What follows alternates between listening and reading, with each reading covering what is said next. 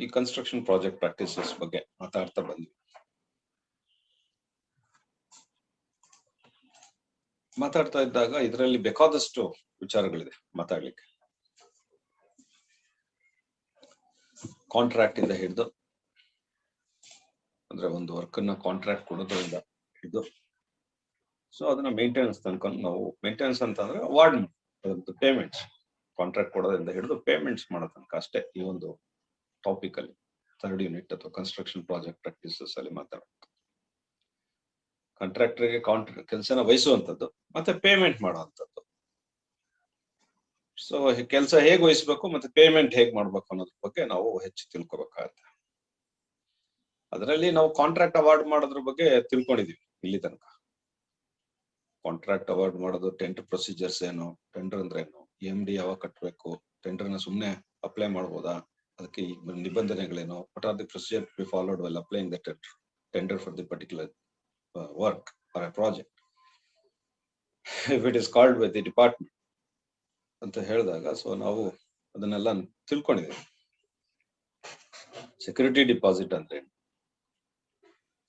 Lowest tender ಅಥವಾ comparative statement ಅಲ್ಲಿ ಯಾವುದೇ ಕಾಂಟ್ರಾಕ್ಟರ್ಗೆ ಲೋಯೆಸ್ಟ್ ಬಿಡ್ ಆದಾಗ ಅವನಿಗೆ ಕೆಲಸನ ವಹಿಸೋದು ಹೇಗೆ, how you have to entrust the construction to the contractor if he is bid lowest, so among the any other contractor during the tendering processes, so we are knowing it. So ಹಂಗಾಗಿ ಈ ವಿಚಾರಗಳ ಬಗ್ಗೆ ಹೆಚ್ಚು ಗಮನ ತಕೊಂಡಾಗ ಕಾಂಟ್ರಾಕ್ಟರ್ಗೆ ಕೆಲಸ ವಹಿಸ್ತೀವಿ. ವಹಿಸುವಾಗ lowest ಬಿಡ್ ಇದ್ದಾಗ ಅವನಿಗೆ ಕಾಂಟ್ರಾಕ್ಟ್ ಅಗ್ರಿಮೆಂಟ್ ಮಾಡ್ಕೊಡ್ತೀವಿ. ಸುಮ್ನೆ ಬಾಯಲ್ಲಿ ಹೇಳಕ್ ಆಗಲ್ಲ ಕೆಲಸ ಮಾಡಪ್ಪ ಅಂತ ಹೇಳಿ. So we have to go with the legal procedures. So ಯಾಕೆ ಅಂತಂದ್ರೆ in future days, so once the work is entrusted to the contractor, so we cannot say orally, please go and take up the construction activity. So we have to enter into the contract agreement, we have to enter into the contract, real construction. So through the contract system, by having a legal agreement. Without having a legal agreement, we cannot. So because the conflicts may arise in between the contractor and the owner in the due course during the process of construction.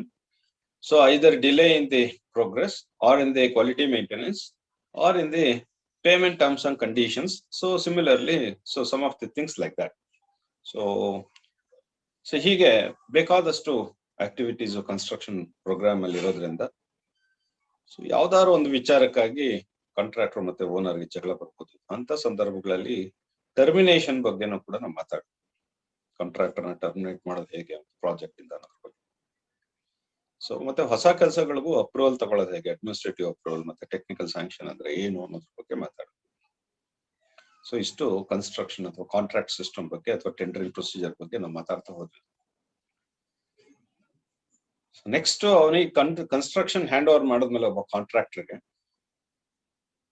ಆ ಒಂದು ಕೆಲಸ ಅವನು ಮಾಡ್ತಾ ಹೋಗ್ತಾನೆ, ಅವನಿಗೆ payment ಮಾಡೋದು ಹೇಗೆ ಅನ್ನೋದ್ರ ಬಗ್ಗೆ ಡಿಸ್ಕಷನ್ ತಗೊಂಡಿದ್ವಿ. ಅದನ್ನು ಕೂಡ ಮಾತಾಡ್ತಾ ಬಂದ್ವಿ. ಮೆಜರ್ಮೆಂಟ್ಸ್ ಬಗ್ಗೆ. ಸೊ ಕೆಲಸ ಯಾವ್ದು ಎಕ್ಸಿಕ್ಯೂಟ್ ಮಾಡ್ತಾನೆ ಆ ಒಂದು ಕೆಲಸನ ಸೊ ನಾವು ಮೆಜರ್ಮೆಂಟ್ಸ್ ಮಾಡ್ಬೇಕಾಗತ್ತೆ. ಲೆಕ್ಕಾಚಾರ ಅಂತಂದ್ರೆ ಅಳತೆಗಳು ಮಾಡ್ಬೇಕಾಗತ್ತೆ. ಒಂದೊಂದಕ್ಕೊಂದೊಂದು ಅಂತ ಅಂದ್ರೆ we have several activities in a construction.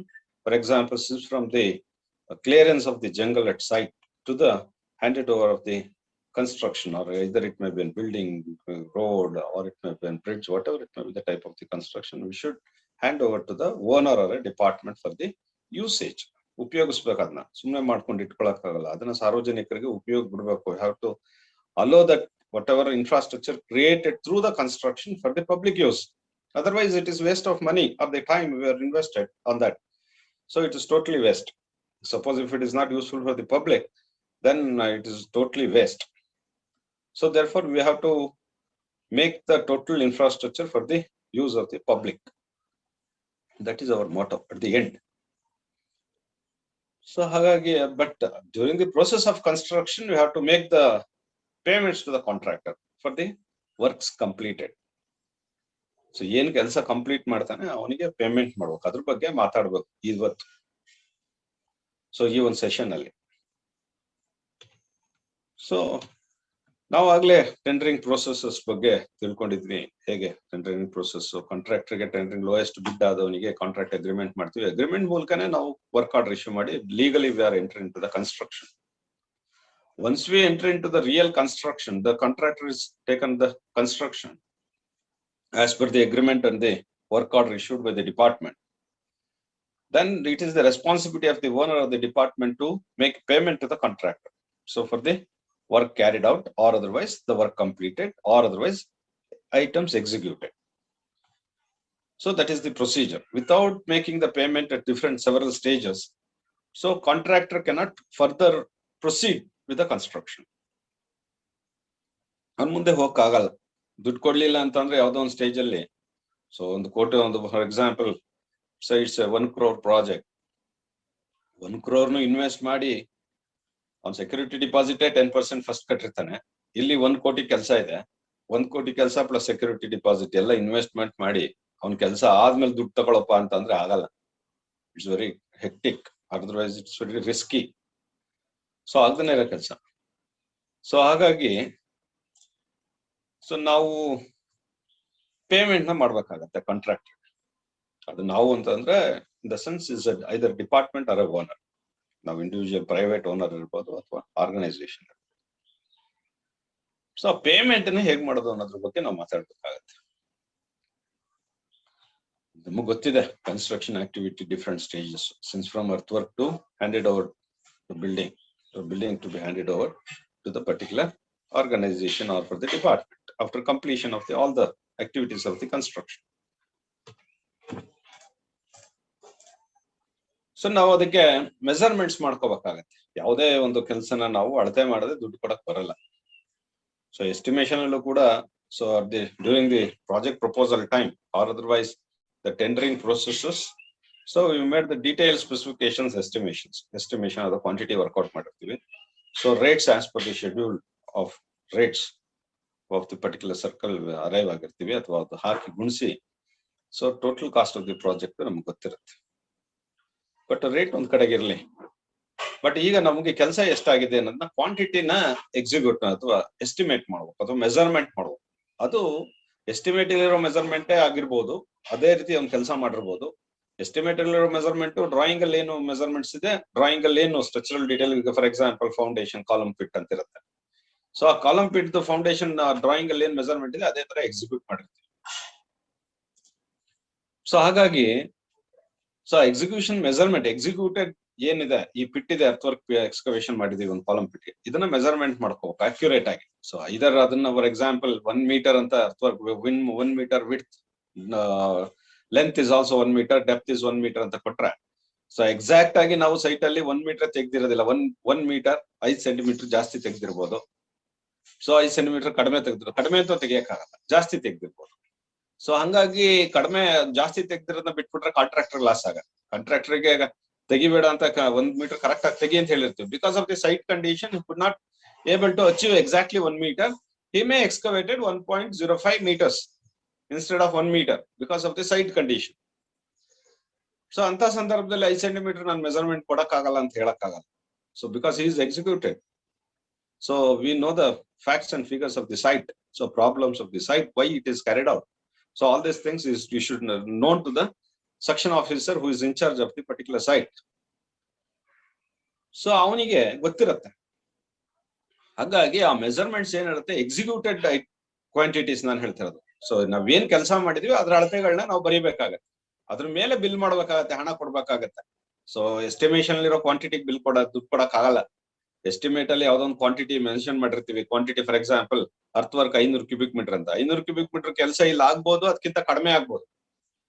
So ಹಂಗಾಗಿ ಎಸ್ಟಿಮೇಟ್ ನೋಡ್ಕೊಂಡು ಬಿಲ್ ಮಾಡಕ್ ಆಗಲ್ಲ. ಸೊ ಏನು ಸೈಟ್ ಅಲ್ಲಿ ಕೆಲಸ ಮಾಡಿದ್ರೆ ಅದ್ರದ್ದು ಮೆಜರ್ಮೆಂಟ್ ಮಾಡಿ ಬಿಲ್ ಮಾಡ್ಬೇಕು. ಸೊ ಆ ಮೆಜರ್ಮೆಂಟ್ಸ್ ಏನ್ ಮಾಡ್ತೀವಿ ಸೈಟ್ ಅಲ್ಲಿ, ಆ ಮೆಜರ್ಮೆಂಟ್ಸ್ ಒಂದು ಪುಸ್ತಕದಲ್ಲಿ ರೆಕಾರ್ಡ್ ಮಾಡ್ತೀವಿ, ಅದನ್ನ ಮೆಜರ್ಮೆಂಟ್ ಬುಕ್ ಅಂತ ಕರೆದ್ವಿ. ಸೊ ಹಾಗಾಗಿ measurement book is important document, because since we are doing all the construction measurements in that particular book, therefore it is permanent record. It's and we should not misplace it. Suppose if you misplace this book, so then you will be the department will take the legal action on you. So because since it is a So permanent record. So you should not misplace it. Therefore, ನಮ್ಮ ಒಂದು ಈ measurements book ಬಗ್ಗೆ ಕೂಡ ನಾವು ಮಾತಾಡಿದ್ವಿ. So measurements book ಸಾಮಾನ್ಯವಾಗಿ ಅಂತಂದ್ರೆ executive engineer ಹತ್ರನೇ ಇರುತ್ತೆ. ಎಕ್ಸಿಕ್ಯೂಟಿವ್ ಇಂಜಿನಿಯರ್ ಹತ್ರ ಇರುತ್ತೆ ಅಂತ ಅಂದ್ರೆ the department will have authorised an executive engineer to issue the measurement book. Nobody else in the department. He may be a chief engineer or the superintendent engineer in the department. So higher than the executive engineer. He is not supposed to have that measurement book. The executive engineer only authorized to issue the measurements book to the subdivisional officer. So of course, he may be in a higher authority like the superintendent engineer or the chief engineer in the department may not having this authority to issue the measurement book to the AWE or subdivisional engineer. Executive engineer is only the person in the department or the PWD organization. He is authorized to issue the measurement book to the AWE or subdivisional officer. AWE in turn issue the measurement book to the AE or GE. So we know that. So ultimately AE or GE, every AEs or GE is having one measurement book because since has to record all the measurements who he is going to carry it out. So he is going to carry it out or execute the job or construction activity. Then he has to record it in that book. Therefore, all the A's or J's are having that measurement books. So we are knowing it. Then these measurements books are serially certified by the executive engineer. This is the book we are issued to the subdivision, and also this contains how many pages and all, and also issued to whom. All these details are recorded in the beginning of the first page of the measurement book. Generally, it contains 100 pages. So we discussed what is the importance of this, what are the procedure to be followed for the writing the measurement book. All this we discussed. Generally, measurement book, all the pages of the measurement book looks like this. So it contains several columns, like so description of the item, serial number, description of the item, number, length, breadth, depth, quantity, and explanation, remarks column. So therefore, in the measurement book, we are allowed to enter only the measurements of the executed job, and we're supposed to work out the total quantity of the quantity, which is for the item of the individual item of the work. We have to work out. So the question is now the writing, how we have to write the measurement book. So for example, so this is the construction site. So they executed the earthwork excavation and they placed the CC 148 for the foundation, and also they started constructing the stone masonry for the foundation. Now we have to make the payment to the contractor. So for this executed item, for example, 2 items are completed. One is earthwork excavation is completed. CC 148 for the foundation concrete. Foundation is executed. So he is asking for the bill for the 2 items executed item. One is earthwork excavation, another one is so CC 148 for the foundation. These 2 items are executed, completed. So therefore he is asking for the payment. So ನಮ್ಮ ಹತ್ರ ದುಡ್ಡಿಲ್ಲಪ್ಪ, ಅದೆರಡು ಕೆಲಸನ ಪೂರ್ತಿ ಮಾಡಿದೀನಿ, ಅವೆರಡಕ್ಕೆ payment ಮಾಡಿ, ಇನ್ನು foundation ಕೆಲಸ ಅಥವಾ ಸೈಸ್ಟೋನ್ ಮೇಸನ್ರಿ ವರ್ಕ್ ಪ್ರೋಗ್ರೆಸ್ ಅಲ್ಲಿ ಇದೆ, ಅದಾದ್ಮೇಲೆ ಅದಕ್ಕೆ ತಗೊಂತೀನಿ. ಈಗ ಸದ್ಯಕ್ಕೆ ನನಗೆ ಹಣ ಇಲ್ಲದ ಕಾರಣ ಅರ್ಥವರ್ಕು ಮತ್ತೆ PCC 148 ಗೆ ದುಡ್ಡು ಕೊಡಿ ಅಂತ ಅವನು ಕಾಂಟ್ರಾಕ್ಟರ್ ಕೇಳಬಹುದು. ಸೊ ಕೇಳಿದಾಗ ನಾವು ಹೇಗೆ ಅದನ್ನ ಮೆಜರ್ಮೆಂಟ್ ಮಾಡ್ಬೇಕು ಅನ್ನೋದ್ರ ಬಗ್ಗೆ ಸುಮ್ಮನೆ ಜಸ್ಟ್ ಹೇಗೆ ರೆಕಾರ್ಡ್ ಮಾಡ್ಬೇಕು ಅನ್ನೋದಕ್ಕೆ ಎಕ್ಸರ್ಸೈಸ್. ಸಾಮಾನ್ಯವಾಗಿ ಈ ಒಂದು ಮೆಜರ್ಮೆಂಟ್ ಪುಸ್ತಕದಲ್ಲಿ ನಾವು ರೆಕಾರ್ಡ್ ಮಾಡ್ಲಿಕ್ಕೆ ಶುರು ಮಾಡಿದಾಗ ನಮ್ಮಲ್ಲಿ ರನ್ನಿಂಗ್ ಅಕೌಂಟ್ ಬಿಲ್ ಅಥವಾ ಬಿಲ್ ನಂಬರ್ ಹಾಕ್ತಿವಿ. ಮೇಲೆ ಫಸ್ಟ್ ಬಿಲ್ ಮಾಡ್ತಾ ಇದೀವ, ಇದು ಮೊದಲನೇ ಬಿಲ್ ಕಾಂಟ್ರಾಕ್ಟರ್ ಕೊಡ್ತಿರೋದು, ಆ ಪರ್ಟಿಕ್ಯುಲರ್ ಕಾಂಟ್ರಾಕ್ಟರ್ಗೆ ಎಷ್ಟನೇ ಬಿಲ್ ಅಂತ ಬರಿತೀವಿ.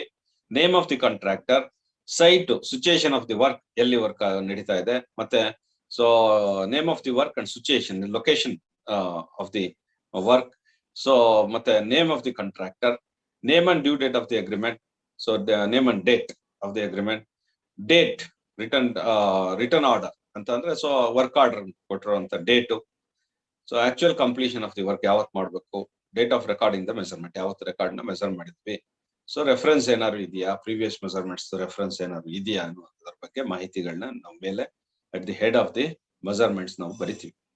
ಇದನ್ನೇ ನಾವು ನನ್ನ ಮಿಸ್ ಆಗ್ತೀವಿ, ಏನ್ ಬರೀದೇನೆ ಬಿಟ್ಬಿಡ್ತೀವಿ ನಾವು ಮೆಜರ್ಮೆಂಟ್ ಬರೆಯುವಾಗ ಅಥವಾ ಮೆಜರ್ಮೆಂಟ್ ಬುಕ್ ಅಲ್ಲಿ ಮೆಜರ್ಮೆಂಟ್ ನೋಟ್ ಮಾಡುವಾಗ ನಾವು ಏನ್ ಮಿಸ್ ಮಾಡ್ತೀವಿ ಅನ್ನೋದ್ರ ಬಗ್ಗೆ ನಾವು ಡಿಸ್ಕಸ್ ಮಾಡಿದ್ವಿ. ಸೊ ಈ ಮೆಜರ್ಮೆಂಟ್ಸ್ ಬರೆಯುವಾಗ ಅರ್ಥವರ್ಕ್ ಎಕ್ಸ್ಕವೇಷನ್ ಒಂದ್ ಐಟಮ್, ಇನ್ನೊಂದು ಐಟಮ್ CC148. ಸೊ ಅರ್ಥವರ್ಕ್ ಎಕ್ಸ್ಕವೇಷನ್ ಅಲ್ಲಿ ನಾವು ಇದನ್ನ ಮೆಜರ್ಮೆಂಟ್ಸ್ ಬರ್ದಿದೀವಿ. ಸೊ CC148 ಅಲ್ಲೂ ಮೆಜರ್ಮೆಂಟ್ ಬರ್ತೀವಿ. ಸೊ ಥಿಕ್ನೆಸ್, ಡೆಪ್ತ್, ಇಲ್ಲಿ length, breadth, depth. So length 3, ಇಲ್ಲಿ ಲಾಂಗ್ ವಾಲ್ ಶಾರ್ಟ್ ವಾಲ್ ತಗೊಂತಾರೆ. ಲಾಂಗ್ ವಾಲ್ 3 ಇದೆ, length 10.67, so breadth 0.9, width of the foundation ಈ ಅಗಲ ಎಷ್ಟಿದೆ, ಮತ್ತೆ ಲೆಂತ್ ಇದು long wall short wall central line ತಗೊಂಡಿಲ್ಲ ಅವರು, ಲಾಂಗ್ ವಾಲ್ ಶಾರ್ಟ್, ಮತ್ತೆ 0.75 ಡೆಪ್ತ್ ಆಫ್ ಎಕ್ಸ್ಕವೇಷನ್. ಅದೇ ತರ ಅವ್ರು ಕ್ಯಾಲ್ಕುಲೇಟ್ ಮಾಡ್ಕೊಂಡು ಶಾರ್ಟ್ ವಾಲ್ಗೆ ಎಷ್ಟು, ಮತ್ತೆ ಸ್ಟೆಪ್ಸ್ಗೆ ಎಷ್ಟು, ಸ್ಟೆಪ್ಸ್ ಮಾಡ್ಕೊಂಡಿದ್ದಾರೆ. ಫೌಂಡೇಶನ್ ಮತ್ತೆ ಸ್ಟೆಪ್ಸ್ ಏನೋ ಬರುತ್ತೆ, ಆ ಸ್ಟೆಪ್ಸ್ಗೂ ಕೂಡ ಮೆಜರ್ಮೆಂಟ್ಸ್ ಹಾಕಿದೆ. ಅದೇ ರೀತಿ ಅದ್ರ ಕೆಳಗಡೆ ಏನ್ ಎಕ್ಸ್ಕವೇಟ್ ಮಾಡಿದೀವಿ ಆ ಭಾಗದಲ್ಲಿ ನಾವು ಕಾಂಕ್ರೀಟಿಂಗ್ ಮಾಡಿದೀವಿ. ಆ ಕಾಂಕ್ರೀಟಿಂಗ್ ಥಿಕ್ನೆಸ್ 0.3 ಇದೆ, depth of excavation 0.75, depth of concrete it surface 0.3, CC148 ಅಥವಾ ನಾವು ಲೈಮ್ ಕಾಂಕ್ರೀಟ್ ಅಂತ ತಗೊಂಡಿದ್ವಿ. ಸೊ ಇದನ್ನ ಎಸ್ಟಿಮೇಷನ್ ಕೂಡ ನೋಡಿ, ಇಲ್ಲಿ ಎಸ್ಟಿಮೇಷನ್ ಅಲ್ಲಿ ಅರ್ಥವರ್ಕ್ ಎಕ್ಸ್ಕವೇಷನ್ ಮತ್ತೆ CC148 ಅಂತ ಬರ್ತೀವಿ. ಸೊ ಇದೇ ಎಸ್ಟಿಮೇಷನ್. ಎಸ್ಟಿಮೇಷನ್ ಅಲ್ಲಿ ಕ್ವಾಂಟಿಟಿ ಸಾಮಾನ್ಯವಾಗಿ ಇದು ಸೆಂಟ್ರಲ್ ಲೈನ್ ಅಲ್ಲಿ ಇದೆ ಎಸ್ಟಿಮೇಷನ್. ಇದು long wall short wall record ಮಾಡುವಾಗ ಅದು ಅದೇನೇನು no obligation, no technical issues. So it should be accurate ಅಷ್ಟೇ.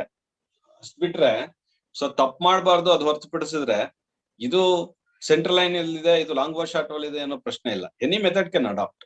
ಸೊ ಎಸ್ಟಿಮೇಷನ್ ಸೆಂಟ್ರಲ್ ಲೈನ್ ಅಲ್ಲಿ ಇದ್ದು ಮೆಜರ್ಮೆಂಟ್ಸ್ ನ ಲಾಂಗ್ ವಾಲ್ ಶಾರ್ಟ್ ವಾಲ್ ಅಲ್ಲಿ ಮಾಡಬಾರ್ದು ಅಂತ ಯಾವ ಕಾನೂನಲ್ಲೂ ಇಲ್ಲ. So we can adapt any method. So either estimation in the long wall short wall, the measurements may be in the central line, similarly vice versa. So ಹಾಗಾಗಿ ಅದು legal obligation ಅಲ್ಲ, no confusion in that. So ಹೀಗಿದ್ದಾಗ ನಮ್ಮ ಒಂದು estimation ಏನಿದೆ ಇದರಲ್ಲಿ ನಮ್ಮ ಪ್ರಕಾರ as per the estimations concern it is around 45 cubic meters of earth work is required for that project. Foundation ಮಾಡಬೇಕು ಅಂದ್ರೆ 45 cubic meter of the concrete ನ ಅರ್ತ್ ವರ್ಕ್ ಅನ್ನ ನಾವು ಮಾಡ್ಬೇಕಾಗತ್ತೆ. For example 80 meters. So 80 meter length 0.75 ಮತ್ತೆ 0.75. ಇಲ್ಲಿ ನೋಡಿ, so 0.75 width ಇದೆ, ಬಟ್ ನಾವಿಲ್ಲಿ 0.92 ತಗೊಂಡಿದೀವಿ. So this is a violation. So estimation ಅಲ್ಲಿ ಏನಿದೆ ಅದೇ ಎಕ್ಸಿಕ್ಯೂಟ್ ಮಾಡುವ ಕೆಲಸ ಮಾಡ್ಬೇಕು, ಆದ್ರೆ ನಾವು 0.92 ತಗೊಂಡಿದೀವಿ. 0.92 ಯಾಕೆ ತಗೊಂಡಿದೀವಿ ಅನ್ನೋದು ಟೆಕ್ನಿಕಲ್ ಇಶ್ಯೂ. ಅದು ಸೈಟ್ ಅಲ್ಲಿ ಯಾವ ತರ ಇದೆ, ಸೊ ಏನ್ ಪ್ರಾಬ್ಲಮ್ ಇದೆ ಅದ್ರ ಆಧಾರದ ಮೇಲೆ ನಾವು 0.92 ತಗೊಂಡಿದ್ವಿ. ಎಸ್ಟಿಮೇಷನ್ ಪ್ರಕಾರನೇ ಎಕ್ಸಿಕ್ಯೂಟ್ ಮಾಡ್ಬೇಕು, ಬಟ್ ಎಕ್ಸಿಕ್ಯೂಟ್ ಮಾಡುವಾಗ ಏನೋ ಪ್ರಾಬ್ಲಮ್ ಇತ್ತು ಅಂತ ಅಂದ್ರೆ that alterations may be made.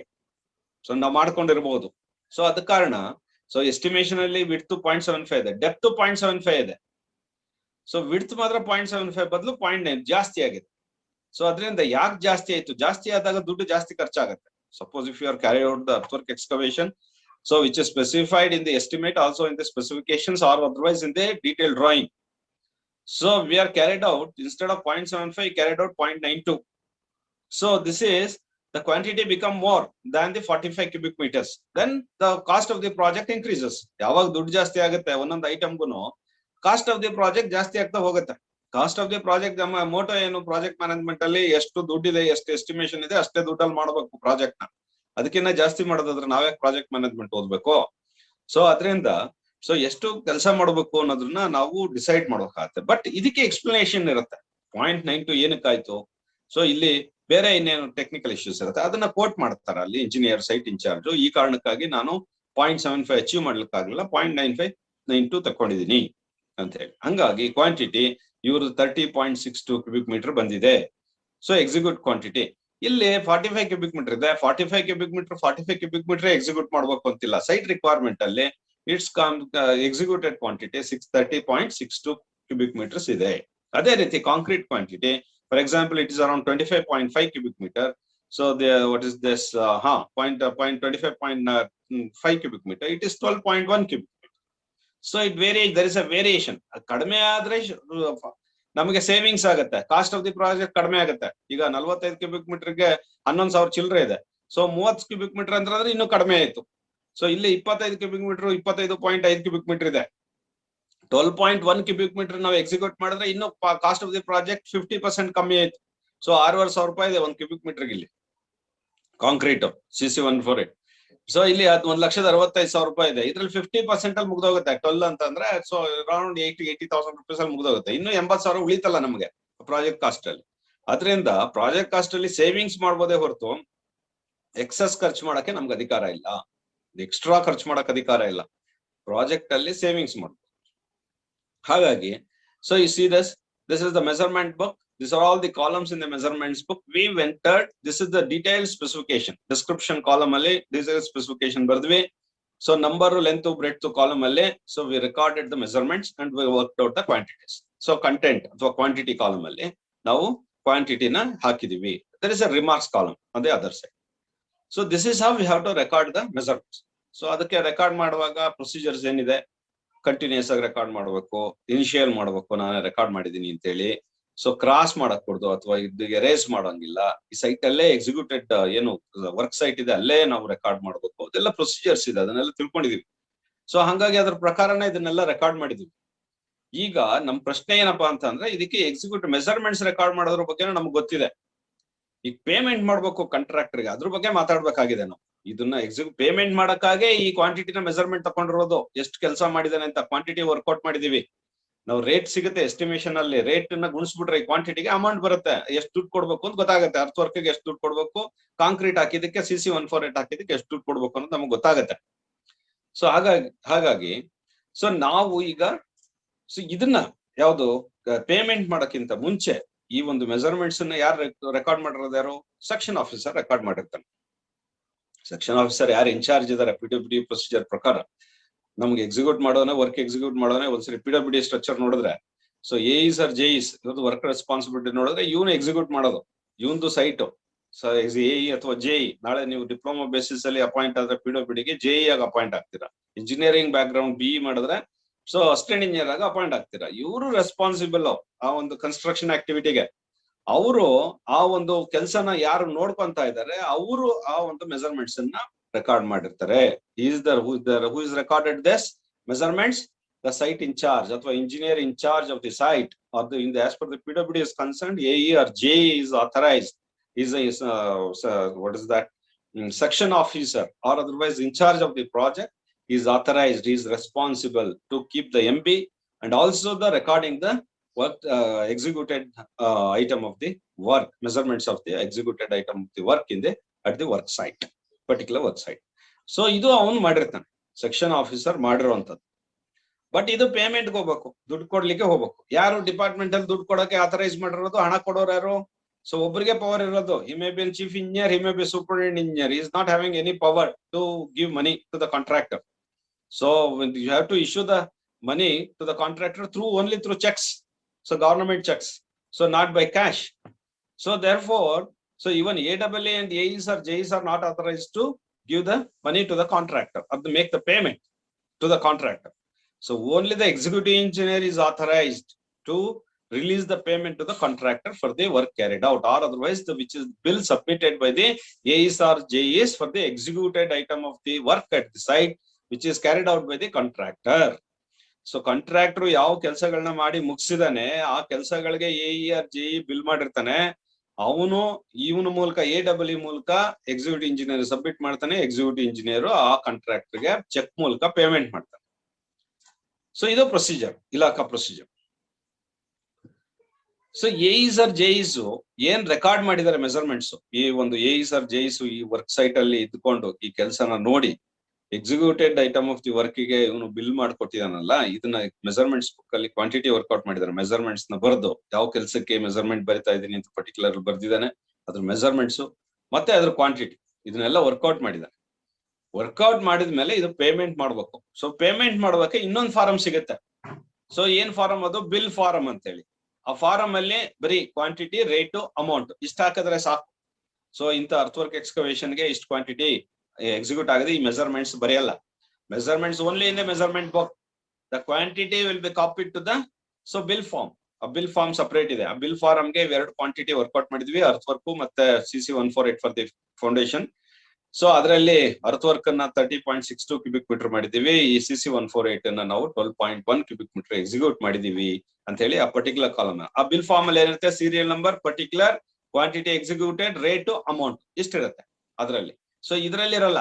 Measurements ಅಲ್ಲಿ ಎಸ್ಟಿಮೇಷನ್ ಅಲ್ಲಿ ನಾವು ಟೋಟಲ್ ಆಗಿ ಮಾಡ್ತೀವಿ. ಎಸ್ಟಿಮೇಷನ್ ಅಲ್ಲಿ LBD ಆದ್ಮೇಲೆ ಕ್ವಾಂಟಿಟಿ ವರ್ಕ್ಔಟ್ ಮಾಡ್ತೀವಿ, ಪಕ್ಕದಲ್ಲಿ ರೇಟು, ಪಕ್ಕದಲ್ಲಿ quantity rate, quantity, rate, amount ಹಂಗ್ ಮಾಡ್ತೀವಿ. ಆ ಕಾಲಮ್ ಇರಲ್ಲ ಇದ್ರಲ್ಲಿ ಯಾವ್ದ್ರಲ್ಲಿ? ಮೆಜರ್ಮೆಂಟ್ ಬುಕ್ ಅಲ್ಲಿ. ಹಂಗ್ ಬರ್ದ್ರೆ ತಪ್ಪಾಗತ್ತೆ, ಎಕ್ಸಾಮಿನೇಷನ್ ಅಲ್ಲಿ ಮಾರ್ಕ್ಸ್ ಸಿಗಲ್ಲ. ಸೊ ಆ ಎಸ್ಟಿಮೇಷನ್ ಕಾಲಮ್ ನೇ ಬರ್ದು ಬಿಟ್ರೆ ಡೈರೆಕ್ಟ್ ಆಗಿ ಮೆಜರ್ಮೆಂಟ್ ಬುಕ್ ಅಲ್ಲಿ ಆತರ ಬರೆಯಂಗಿಲ್ಲ. So we are going to authorised only to record the quantities or the measurement, detailed measurements in the measurement book. So we are not supposed to write the rates and convert this into an amount. So work value na bariyake illi authority illa namge.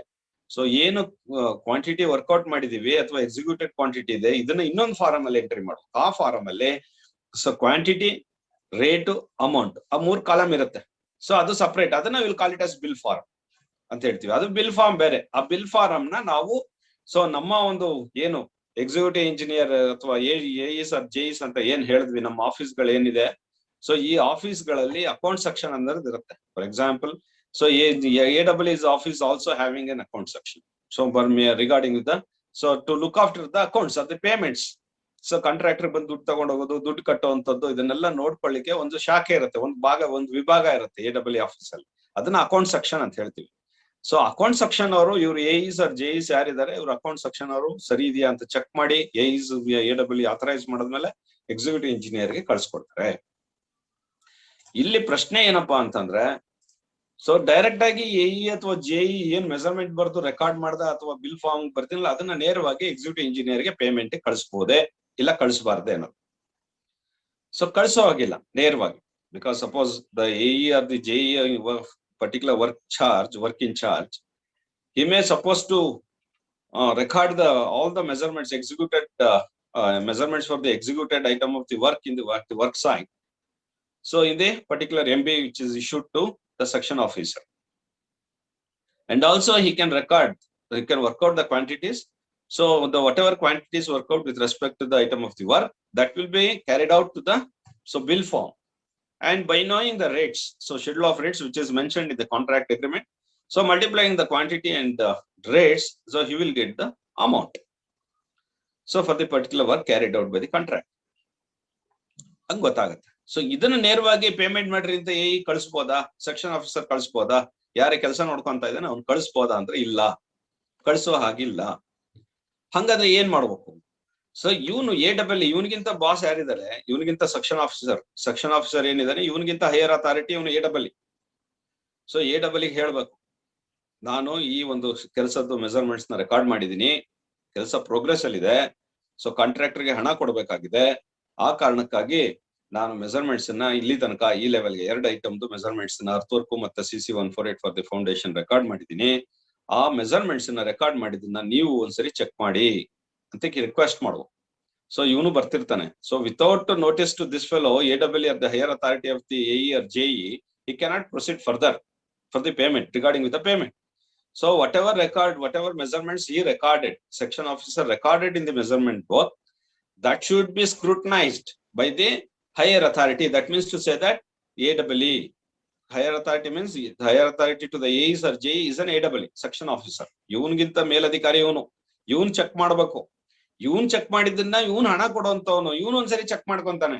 Even check ಮಾಡಿದಕ್ಕೆ ಹಣ ಕೊಡಲ್ಲ ಇವನು, ಯಾರು executive engineer is the higher authority to AWS. So therefore, before issuing the check to the contractor or the making the payment to the contractor, so executive engineer is also once again checks the measurement. So double check ಆಗುತ್ತೆ. ಒಂದ್ಸರಿ ಇವನ್ ಏನ್ ಬರ್ದಿದ್ದಾನೆ measurement book ಅಲ್ಲಿ, ಅದನ್ನ AWS ಕೂಡ check ಮಾಡ್ತಾರೆ. So executive engineer ಕೂಡ check ಮಾಡ್ತಾರೆ, 2 ಸರಿ ಚೆಕ್ ಮಾಡ್ತಾರೆ ಮೆಜರ್ಮೆಂಟ್ಸ್ ಏನ್ ಬರ್ದಿದ್ದಾನೆ ಸರಿ ಇದೆಯಾ ಅಂತ ಹೇಳಿ. ಯಾಕೆ ಅಂತಂದ್ರೆ ಇದು ಹಣಕಾಸು ವ್ಯವಹಾರ, because it involves the financial matters. Suppose if you give 1 rupee excess to the contractor, you are wasting the government money. It's not your money, it's a public money. Therefore you are appointed to check the whatever measurements made in the measurement book. Therefore, suppose if you are not checked the measurements which are recorded in the measurement book, suppose if it is recorded excess by the section officer, then the payment is fake. Or otherwise, you section officer making the payment excess to the contractor. So it is a wasting of the public money. So he's pulling the public money. Therefore, the legal action will be taken on this fellow, executive engineer. Yakri ದುಡ್ಡು ಕೊಡ್ರಿ, ಸುಮ್ನೆ excess ಬರ್ದ್ಬಿಟ್ಟಿದಾನೆ, AE section officer ಏನೋ ಬರ್ದಿದಾನಪ್ಪ, ನೀನ್ check ಮಾಡಿ ದುಡ್ಡು ಕೊಡ್ಬೇಕಿತ್ತು. ಇಲ್ಲ ಅಂತ ಅಂದ್ರೆ ನೀನೇ ತಪ್ಪು ಮಾಡಿರೋನು ಅಂತ ಹೇಳಿ ಫಸ್ಟ್ ಇವನ್ ತಪ್ಪು ಮಾಡಿದಾನೆ, ಅದ್ರ ಜೊತೆಗೆ ಇವನು ಶಿಕ್ಷೆಗೆ ಗುರಿ ಆಗ್ಬೇಕಾಗತ್ತೆ. Executive engineer also so subjected to an legal action. So because he made an excess payment without checking the measurements, which is recorded by the AE or JE in the measurement book. So ಏನ್ quantity ಸುಮ್ಮನೆ excess ಮಾಡ್ಬಿಟ್ಟಿರ್ತಾನೆ. Earth work 0.75 ಮಾಡೋದು instead of 0.75 ಇಲ್ಲಿ ಮಾಡಿರೋದೇ 0.75 depth. ಆ 0.75 depth ಬದಲು ಇವನು 1.5 metre ಅಂತ ಬರ್ದ್ಬಿಟ್ಟಿರ್ತಾನೆ, 1.5 ಅಂತ ಬರ್ತಿರ್ತಾನೆ. ಆ ಪೇಮೆಂಟ್ ಎಕ್ಸೆಸ್ ಆಗ್ಬಿಡುತ್ತೆ. ಕಾಂಟ್ರಾಕ್ಟರ್ ಹೇಳ್ತಾನೆ, ಅಪ್ಪ ನೀನ್ 0.75 ಮಾಡಿರೋದು, ನಾನು 1.5 ಬರ್ತಿದ್ದೀನಿ, ನನ್ಗೆ ದುಡ್ಡ ಕೊಡು, ತಂದ್ಕೊಡು ಅಂತ ಹೇಳ್ಬೋದು. ಅಂದ್ರೆ that means they have the understanding. Section officer and contractor may have the understanding regarding with the finance. So ಹಂಗಾಗಿ ಸೊ ಅವರ ಒಂದು ಎಕ್ಸಿಕ್ಯೂಟಿವ್ ಇಂಜಿನಿಯರ್ ಪೇಮೆಂಟ್ ಮಾಡಕ್ಕಿಂತ ಮುಂಚೆ ಚೆಕ್ ಮಾಡ್ಕೋಬೇಕು. ಸೊ ಇದನ್ನ ನಾವು ಚೆಕ್ ಮೆಜರ್ಮೆಂಟ್ ಅಂತ ಹೇಳ್ತೀವಿ. ಮೆಜರ್ಮೆಂಟ್ಸ್ ನ ಚೆಕ್ ಮಾಡೋದಕ್ಕೆ will call it as check measurement. That you call it as a check measurement. ಹಂಗಾದ್ರೆ ಚೆಕ್ ಮೆಜರ್ಮೆಂಟ್ ಏನು ಅಂದ್ರೆ ಏನು ಅಂತ ನೋಡ್ಬೇಕಾಗುತ್ತೆ.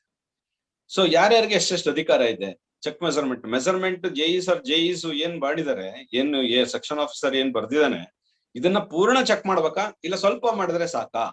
Suppose whatever measurements recorded by the section officer, all the measurements should be checked by the higher authorities like AAA and executive engineer before releasing the payment, or otherwise some part of the measurements may be checked by the, it's sufficient, some part of the measurements may be checked by the higher authority.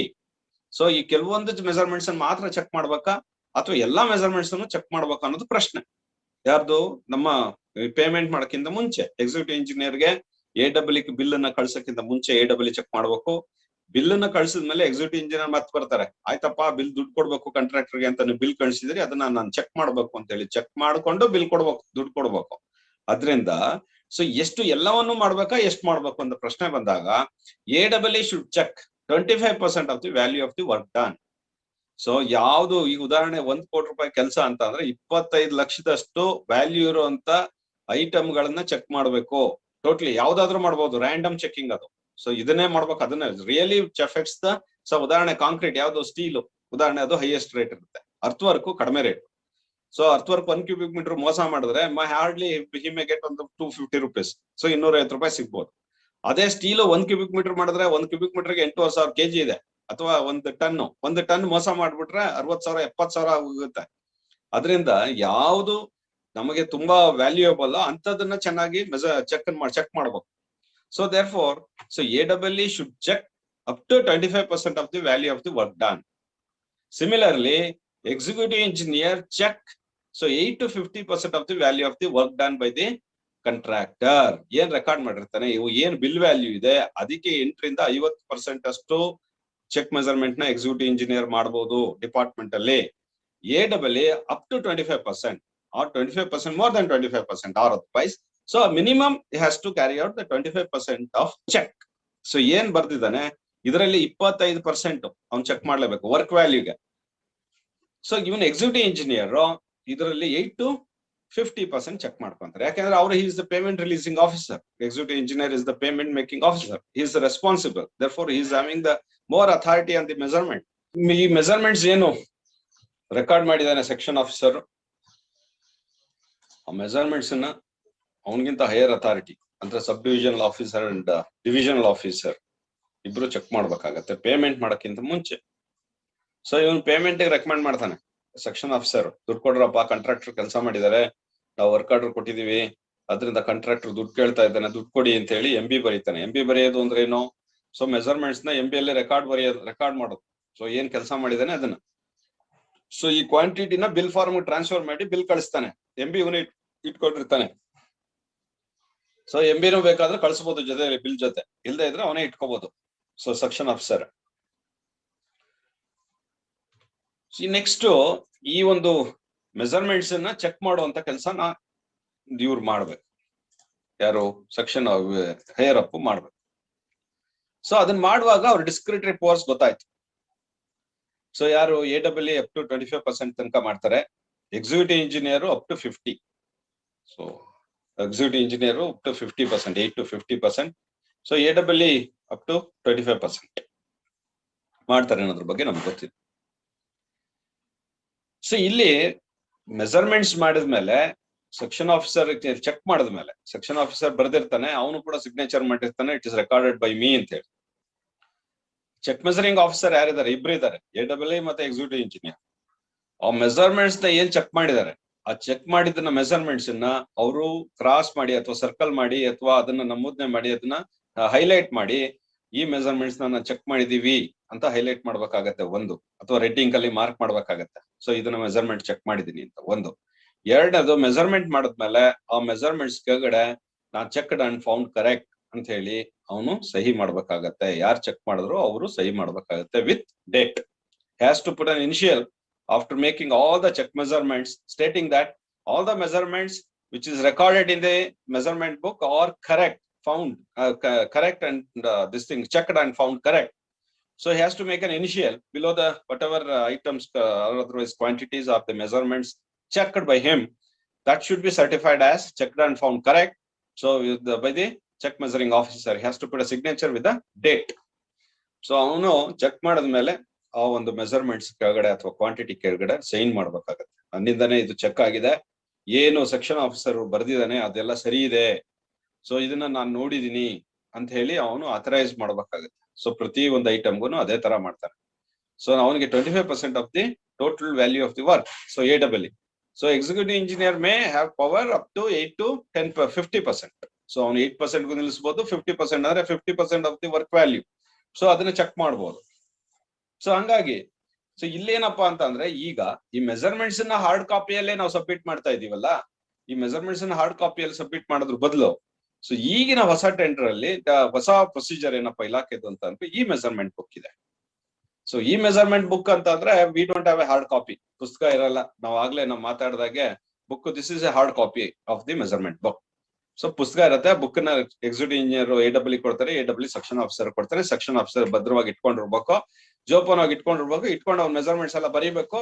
ಅದನ್ನ ಹಾಳು ಮಾಡಿದ್ರೆ ಅವ್ನಿಗೆ ಶಿಕ್ಷೆ ಆಗತ್ತೆ. ಇದು permanent record. So ಇದನ್ನ ಯಾವ್ದಾದ್ರು legal issues ಇದ್ರೆ ನಾಳೆ ದಿವಸ ಕಾಂಟ್ರಾಕ್ಟರ್ ಕ್ವಾಲಿಟಿ ಮೇಂಟೈನ್ ಮಾಡಿಲ್ಲ, ಅನ್ನೆಸರಿ ದಪ್ಪ ಮೆಸರ್ಮೆಂಟ್ಸ್ ಜಾಸ್ತಿ ಬರ್ದು ಬಿಡ್ತಾರೆ ಅಂತ ಯಾರಾದ್ರೂ ಒಬ್ರು ಕೇಸ್ ಹಾಕಿದ್ರೆ ಅಂತ ಸಂದರ್ಭದಲ್ಲಿ ಇದನ್ನ ಕೋರ್ಟ್ ಮುಂದೆ ಇಡಬೇಕಾಗತ್ತೆ. ಸೊ ಹಿಂಗಾಗಿ ಈ ಒಂದು ಡಾಕ್ಯುಮೆಂಟ್ ಪರ್ಮನೆಂಟ್, ಇದನ್ನ ಕಳೆದ ಹಾಕುವಾಗಿಲ್ಲ. ಕಳೆದ ಹಾಕಿದ್ರೆ ಅವನು ಸೆಕ್ಷನ್ ಆಫೀಸರ್ ಕೆಲಸ ಕಳ್ಕೊಂತಾನೆ. ಸೊ ಇಷ್ಟು ಒಂದು ಪ್ರೊಸೀಜರ್ಸ್ ನಮಗ್ ಗೊತ್ತಿದೆ. ಆದ್ರೆ ಈಗ ಕಾನ್ಸೆಪ್ಟ್ ಏನಪ್ಪಾ ಅಂತಂದ್ರೆ, ಹೊಸದಾಗಿ ನಮ್ಗೆ ಈ ಬುಕ್ ಅನ್ನೋ ಒಂದು ಕಾನ್ಸೆಪ್ಟ್ ಅನ್ನ ನಾವು ಇಟ್ಕೊಂಡಿದೀವಿ. ಯಾಕೆ? Because we have a e governance. So ನಾವ್ ಇ ಗವರ್ನೆನ್ಸ್ ಥ್ರೂ ಎಲ್ಲವನ್ನು ಕೂಡ ವ್ಯವಹಾರಗಳೆಲ್ಲ computerised. So all the government matters are computerised. So we have a e governance. So either the state or the central. So therefore whatever measurements we are going to make at the field in detail for the completed item of the work, that should be recorded in the e-book. e-book ಅಂದ್ರೆ ಅದಕ್ಕೆ ಒಂದು website ಇರುತ್ತೆ, password ಕೊಟ್ಟಿರ್ತಾರೆ section ಆಫೀಸರ್ಗೆ. ಪುಸ್ತಕ ಕೊಡೋದ್ರ ಬದಲು password ಕೊಟ್ಟಿರ್ತಾರೆ. ಆ ಪಾಸ್ವರ್ಡ್ ಹಾಕಿ ಇದನ್ನ ಓಪನ್ ಮಾಡ್ಕೊಂಡು e-book ಓಪನ್ ಮಾಡ್ಕೊಂಡು, ಸೊ ನಾವು ಏನು ರೆಕಾರ್ಡ್ ಮಾಡಿದ್ವಿ, ಈ ಒಂದು ಮೆಸರ್ಮೆಂಟ್ಸ್ ನ ರೆಕಾರ್ಡ್ ಮಾಡಿದಾನೆ, ಐಟಮ್ ಆಫ್ ದಿ ವರ್ಕ್ ಇದೇ ತರ ಟ್ಯಾಬ್ಲೋ ಕಾಲಮ್ ಇರುತ್ತೆ, ಇದೇ ತರ ಸ್ಪೆಸಿಫಿಕೇಶನ್ಸ್ ನ ಬರೆದು, ಮತ್ತೆ ಇದನ್ನ executed item of the work measurements ನ ಬರೆದು ಕ್ವಾಂಟಿಟಿ ವರ್ಕೌಟ್ ಮಾಡ್ಬೇಕಾಗತ್ತೆ. ಆ ಒಂದು ಕ್ವಾಂಟಿಟೀಸ್ ನ ಥ್ರೂ ಕಂಪ್ಯೂಟರ್ ಸಬ್ಮಿಟ್ ಮಾಡ್ತಾರೆ. ಸೊ ಅದನ್ನ ಹಾರ್ಡ್ ಕಾಪಿ ಮೇಂಟೈನ್ ಮಾಡಲ್ಲ. If required then they will take the print out, or otherwise no. So ಇದನ್ನ ಸಾಫ್ಟ್ ಕಾಪಿಯಾಗಿ ಕನ್ವರ್ಟ್ ಮಾಡ್ಕೋಬಹುದು. ಸೊ ಇದನ್ನ ನಾವು ಇ ಬುಕ್ ಅಂತ ಹೇಳ್ತೀವಿ. ಸೊ ಅಡ್ವಾಂಟೇಜ್ ಏನಪ್ಪಾ ಅಂತಂದ್ರೆ, ಇದು ಇ ಬುಕ್ ಅಡ್ವಾಂಟೇಜ್ ಏನಂತಂದ್ರೆ, ಹಾಳೋಗ್ಲಿಕ್ಕೆ ಇವನ್ನ ನಮ್ಮ ಲೀಗಲ್ ಆಕ್ಷನ್ ತಗೊಳಕ್ಕೆ ಎಲ್ಲೂ ಹಾಳಾಗೋದಿಲ್ಲ ಇದು ಒಂದು. ಎರಡನೇದು, ಇದು ಫಾಸ್ಟ್ ಆಗಿ ಕೆಲಸ ಮಾಡ್ಬೋದು. ಸೊ ಇಂಜಿನಿಯರ್ ಇದನ್ನ ಎಷ್ಟು ಬರ್ಕೊಂಡ್ ಕೂತ್ಕೊಂತಾನೆ. ಈ ಕೂತ್ಕೊಳ್ಳೋಕೆ ಈ ಸ್ಪೆಸಿಫಿಕೇಶನ್ ಬರೆಯೋದೇ ದೊಡ್ಡ ಕೆಲಸ ಅವನಿಗೆ. ಸೊ ಯಾರಿಗೆ? ಇಂಜಿನಿಯರ್ ಇನ್ಚಾರ್ಜ್ ಅಥವಾ ಸೈಟ್ ಇಂಜಿನಿಯರ್ಗೆ. ಸೊ ಇದನ್ನ ಡೈರೆಕ್ಟ್ ಆಗಿ ಕಾಪಿ ಮಾಡೋದು. Suppose if it's this column is link to the schedule of rates. Schedule of rate ಕೂಡ ಸಾಫ್ಟ್ ಕಾಪಿ ಇರುತ್ತೆ. ಅದಕ್ಕೆ ಲಿಂಕ್ ಮಾಡ್ಬಿಟ್ರೆ ಅರ್ತ್ ವರ್ಕ್ ಅಂತ ಹೊಡೆದ ತಕ್ಷಣ ಇಲ್ಲಿ ಬಂದ್ಬಿಡುತ್ತೆ ಇದು ಅರ್ತ್ ವರ್ಕ್, ಈ ಪೂರ್ತಿ ಸ್ಪೆಸಿಫಿಕೇಶನ್. ಅದರಿಂದ he can save the time of writing the measurement book. So ಇದು ಮೇಜರ್ ಅಡ್ವಾಂಟೇಜ್. ಸೊ ಮತ್ತೆ ಇದರಲ್ಲಿ ನಾವು ಬರೆಯುವಾಗ ಏನಾದ್ರು ತಪ್ಪಾಯ್ತು ಅಂತಂದ್ರೆ ಕ್ರಾಸ್ ಮಾಡ್ತೀವಿ, ಹೊಡೆದಾಕ್ತಿವಿ. ಸೊ ಇದನ್ನ ಎರೇಸ್ ಮಾಡ್ತೀವಿ, ಇದನ್ನೆಲ್ಲ ತಪ್ಪಿಸ್ಬೋದು. ಈ ಮೆಸರ್ಮೆಂಟ್ ಬುಕ್ ಅಲ್ಲಿ ಅದೆಲ್ಲ ಆಗೋದಿಲ್ಲ. ಟೈಮ್ ಸೇವಿಂಗ್ ಒಂದು, we can avoid the errors. So greater precaution can be maintained. So ಇದನ್ನ we can save the time. ಅದರಿಂದ ಸೊ ಪ್ರೊಡಕ್ಟಿವಿಟಿ ಜಾಸ್ತಿ ಆಗುತ್ತೆ. ಸೈಟ್ ಇನ್ಚಾರ್ಜ್ ಸೈಟ್ ಅಲ್ಲಿ ಹೆಚ್ಚೊತ್ತಿರ್ಬೋದು, ಅವ್ನ ಕೆಲಸಗಳನ್ನ ಸರಿಯಾದ ರೀತಿಯಲ್ಲಿ ನೋಡ್ಕೋಬಹುದು. ಅದರಿಂದ ಎಫಿಷಿಯನ್ಸಿ ಇನ್ಕ್ರೀಸ್ ಆಗುತ್ತೆ. We can achieve the efficiency of an engineer. ಅಥವಾ ಸೈಟ್ ಅಲ್ಲಿ ಸೂಪರ್ವೈಸ್ ಮಾಡುವಂತ ಟೈಮ್ ನ ಹೆಚ್ಚು ಮಾಡ್ಕೋಬಹುದು. ಇಲ್ಲಾಂದ್ರೆ MB ಬರಿತೀವಿ ಅಂತ ಹೇಳಿ ಬರೀಲಿಕ್ಕೆ 1-2 ದಿವಸ ತಗೊಂಡು ಮನೇಲಿ ಕುತ್ಕೊಂಡ್ಬಿಡ್ತಾನೆ, ಅಥವಾ ಆಫೀಸಲ್ಲಿ ಕುತ್ಕೊಂತಾನೆ, ಅಥವಾ ಸೈಟ್ ಅಲ್ಲೇ ರೆಕಾರ್ಡ್ ಮಾಡ್ಬೇಕು, ಅದಕ್ಕೆ ಕಂಡೀಷನ್ ಇರೋದು, ಅಥವಾ ಸೈಟ್ ಆಫೀಸಲ್ಲೇ ಇರ್ತಾನೆ, ಕೆಲಸ ನೋಡ್ಕೊಳ್ಳಲ್ಲ. ಅದರಿಂದ ಸೊ ನಮ್ಮ ಈ ಮೆಸರ್ಮೆಂಟ್ ಬುಕ್ ಬಹಳ ಇಂಪಾರ್ಟೆಂಟ್. ಸೊ ಈ ಮೆಜರ್ಮೆಂಟ್ ಬುಕ್ ಅನ್ನು ಕೂಡ ಅವರು ಇದನ್ನ ಯಾವ್ದನ್ನ ಕ್ವಶನ್ಸ್ ಕೇಳ್ತಾರೆ. ಸೊ ಏನ್ ಮಾಡ್ಬೇಕು ಅಂತ ಹೇಳಿ, ಅಂದ್ರೆ ಈ ಮೆಜರ್ಮೆಂಟ್ ಬುಕ್ ಬಗ್ಗೆ ನೋಟ್ ಬರೀರಿ ಅಂತ ಹೇಳಿ ಕೇಳ್ತಾರೆ. ಸೊ ಅವಾಗ ನಾವು ಈ ಮೆಜರ್ಮೆಂಟ್ ಬುಕ್ ಬಗ್ಗೆ ಬರಿಬೇಕಾಗುತ್ತೆ. ಈ ಮೆಜರ್ಮೆಂಟ್ ಬುಕ್ ಅಂದ್ರೆ ಏನು? It's a book, measurement book, that's all. In that book we are going to record the measurements, same procedure, but this is through electronic media, through the system, that's all. So therefore we have a website for the particular department. So in that particular department we have the website, we have the e-measurement book. So each book, for the each book we have the each password. So ಒಬ್ಬ section officer ಒಂದೊಂದು password ಇರುತ್ತೆ, ಆ ಪುಸ್ತಕ ಅವನಿರುತ್ತೆ. So ಆ password ಅಲ್ಲಿ so all the measurements is going to record through the totally digitized. So we can save the time by copying the specifications. Unnecessary time and waste madangilla, because we can copy the measurements, we can copy the specifications. So we no need to write, we can copy the specifications. Therefore and also we can avoid the human errors. So other mistake idre hodakado bariyodu ಈ ತರ ಎಲ್ಲ ಮಾಡಂಗಿಲ್ಲ, time save ಮಾಡಬಹುದು. So fast ಆಗಿ ಕೆಲಸ ಮಾಡೋದು, human error ನ maintain ಮಾಡಬಹುದು. ಸೊ ಪ್ರಿಕಾಷನ್ಸ್, ಅದ್ರ ಪ್ರಿಸಿಷನ್ ಜಾಸ್ತಿ ಇರುತ್ತೆ. So greater precision can be maintain, accuracy ಜಾಸ್ತಿ ಇರುತ್ತೆ. ಗುಣಿಸೋದು ಬಾಕ್ಸೋದೆಲ್ಲ ತಪ್ಪಿದ್ರೆ ಅದನ್ನೆಲ್ಲ ಕ್ವಾಂಟಿಟಿ ಮಲ್ಟಿಪ್ಲಿಕೇಶನ್ ತಪ್ಪಿದ್ರೆ ಅದನ್ನೆಲ್ಲ ಅವಾಯ್ಡ್ ಆಗುತ್ತೆ. ಸೊ ಪ್ರೊಡಕ್ಟಿವಿಟಿ ಜಾಸ್ತಿ ಆಗುತ್ತೆ, ಹೆಚ್ಚು ಟೈಮ್ ಸೇವ್ ಆಗುತ್ತೆ. ಸೊ ಇದು ಅಡ್ವಾಂಟೇಜ್. ಇದ್ರ ಬಗ್ಗೆ ನೀವು ಬರೀಬೇಕಾಗುತ್ತೆ. ಎಕ್ಸಾಮಿನೇಷನ್ ಕೇಳ್ತಾರೆ ಈ ಮೆಜರ್ಮೆಂಟ್ ಬುಕ್ ಅಂದ್ರೆ ಏನು ಅಂತ. ಸೊ ಜನರಲ್ ಮೆಜರ್ಮೆಂಟ್ ಬುಕ್ ಅಂತಂದ್ರೆ ಇದನ್ನ ಬರೀಬಹುದು, ನಾವ್ ಏನ್ ಎಕ್ಸ್ಪ್ಲೈನ್ ಮಾಡಿದ್ವಿ ಅದ್ರ ಪ್ರಕಾರ ಬರೀಬಹುದು. ಬಟ್ ಈ ಮೆಜರ್ಮೆಂಟ್ ಬುಕ್ ಅಂತ ಅಂದಾಗ ನಾವು ಇದನ್ನ ಬರೀಬೇಕಾಗುತ್ತೆ. ಸೊ ಮೆಜರ್ಮೆಂಟ್ ಬುಕ್ ಅಲ್ಲಿ ನಮಗೆ ಸೊ ಬೇರೆ ಅಂತ ಅಂದ್ರೆ ಏನಾದ್ರು ಬೇರೆ ಬೇರೆ ತರ ಇದೆಯಾ ಅಂತ ನೋಡ್ಬೇಕಾಗತ್ತೆ. ಸೊ ಮೆಜರ್ಮೆಂಟ್ ಬುಕ್ ಅಲ್ಲಿ ಏನಾದ್ರು ಬೇರೆ ಬೇರೆ ತರ ಇದೆಯಾ ಅಂತ ಹೇಳಿ ನಾವು ನೋಡ್ಕೋಬೇಕಾಗತ್ತೆ.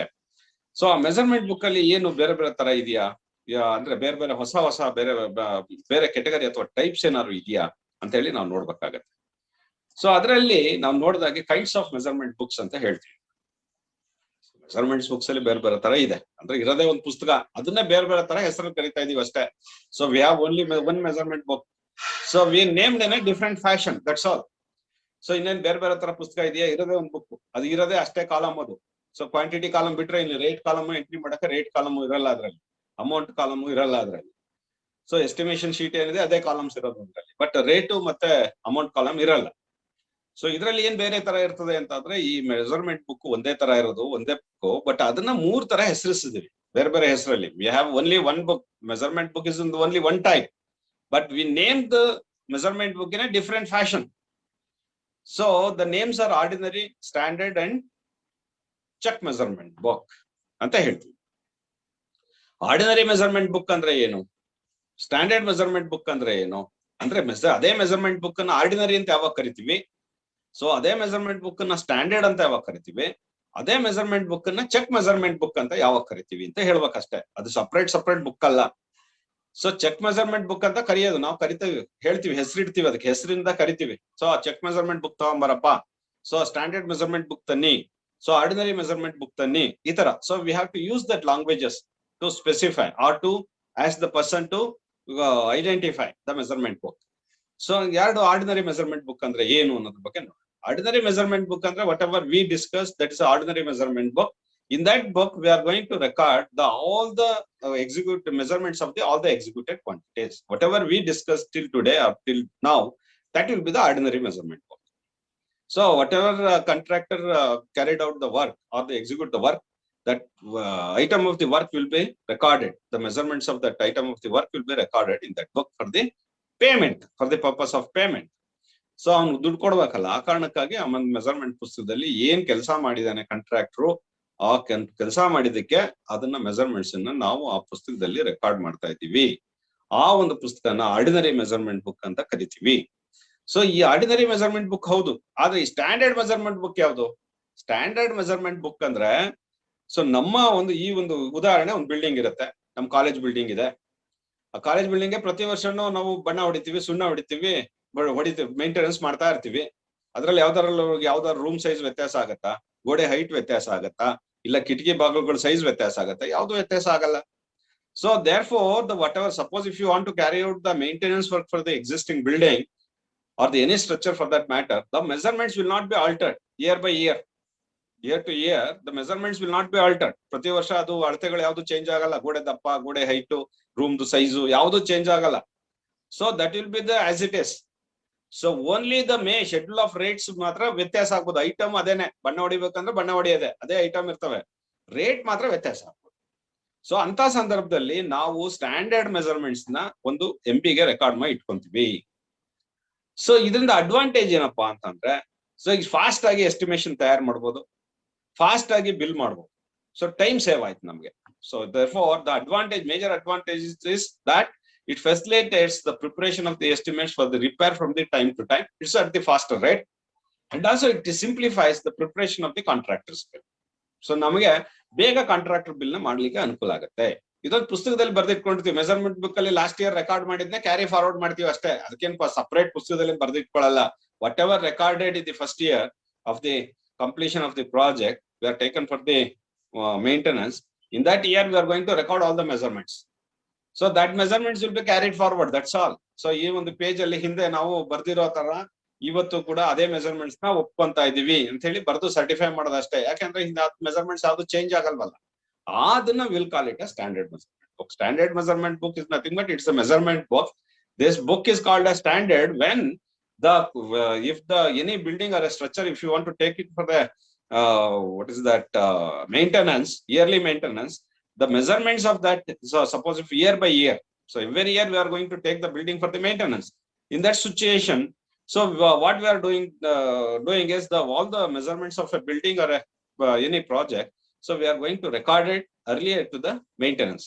Therefore, so whatever recorded, the measurements recorded of the particular building will not be altered year by year. So that measurements will be carried forward. Okay, that ಅದೇ ಮೆಜರ್ಮೆಂಟ್ಸ್ ಬಳಸಿ ನಾವು ಕೆಲಸವನ್ನ ಮಾಡ್ತೀವಿ, ಎಸ್ಟಿಮೇಟ್ ನ ಪ್ರಿಪೇರ್ ಮಾಡ್ತೀವಿ ಅಂತ ಒಂದು measurements will call it standard measurement. ಆ ಪುಸ್ತಕ ಎಲ್ಲೊಂದ್ ಕಡೆ ಬರ್ದಿರ್ತೀವಿ, ಅದನ್ನ ಸ್ಟ್ಯಾಂಡರ್ಡ್ ಮೆಜರ್ಮೆಂಟ್ ಬುಕ್ ಅಂತ ಹೇಳ್ತೀವಿ. ಮತ್ತೆ check measurement book. Check measurement book ಅಂತ ಅಂದ್ರೆ ಈ ಆರ್ಡಿನರಿ ಮೆಜರ್ಮೆಂಟ್ ಬುಕ್ ಇವೇನೆ. ಆರ್ಡಿನರಿ ಮೆಜರ್ಮೆಂಟ್ ಬುಕ್ ಅಲ್ಲಿ ಮೆಜರ್ಮೆಂಟ್ ಬರ್ದಿರ್ತಾನೆ ಯಾರು ಸೆಕ್ಷನ್ ಆಫೀಸರ್, ಆ ಮೆಜರ್ಮೆಂಟ್ ಪುಸ್ತಕನ ಇವ್ರು ಚೆಕ್ ಮಾಡ್ತಾರೆ, ನೀವು ಬರ್ದಿರೋ ಸರಿ ಇದೆಯೇನಪ್ಪಾ ಅನ್ನೋದನ್ನ ಯಾರು AEE ಮತ್ತೆ ಎಕ್ಸಿಕ್ಯೂಟಿವ್ ಇಂಜಿನಿಯರ್ ಇಬ್ರು ಚೆಕ್ ಮಾಡ್ತಾರೆ. ಚೆಕ್ ಮಾಡಿದಾಗ ಆ ಡಿಫ್ರೆನ್ಸ್ ಏನಪ್ಪಾ ಅಂತಂದ್ರೆ ಇವರು ಸೆಕ್ಷನ್ ಆಫೀಸರ್ ಬರ್ದಿರೋಂತ ಬಿಲ್ ಅಲ್ಲಿ ಇವನ್ ಚೆಕ್ ಮಾಡಿದಾಗ 17% ಅಥವಾ 17% ಗಿಂತನೂ ಹೆಚ್ಚಿಗೆ ಬರಬಾರ್ದು. Difference in between the section officer and the check measuring officer, the difference of the total cost of the project among the total amount, bill amount, should not vary the 17%. So ಉದಾಹರಣೆ ಒಂದು 10,000 bill ಬರ್ದಿದ್ದಾನೆ, 10,000 bill ಬರ್ದ್ರೆ 17% ಅಂತ ಅಂದ್ರೆ 1,700 ರೂಪಾಯಿ. So check measure ಮಾಡಿದಾಗ ಇಲ್ಲ ಕಮ್ಮಿ ಬರಬಾರ್ದು, ಇಲ್ಲ ಜಾಸ್ತಿನೂ ಬರಬಾರ್ದು. ಸೊ ಇಲ್ಲ ಯಾವ್ದೋ ಒಂದು ರೌಂಡ್ ಆಫ್ ಮಾಡಿರ್ತಾನೆ, 5 ಮೀಟರ್ ಅಂತ ಬರ್ದಿರ್ತಾನೆ ಇಲ್ಲಿ. For example, suppose if you want to go back to understand this, so suppose ಈ ಇವನು ಸೆಕ್ಷನ್ ಆಫೀಸರ್ ಇದು 10.67 ಅಂತ ಬರ್ದಿದ್ದಾನೆ. ಈ ಮೂರು ನಂಬರ್ ಇದೆ, ಲಾಂಗ್ ವಾಲ್ ಅಂತ ಬರ್ದಿದ್ದಾನೆ.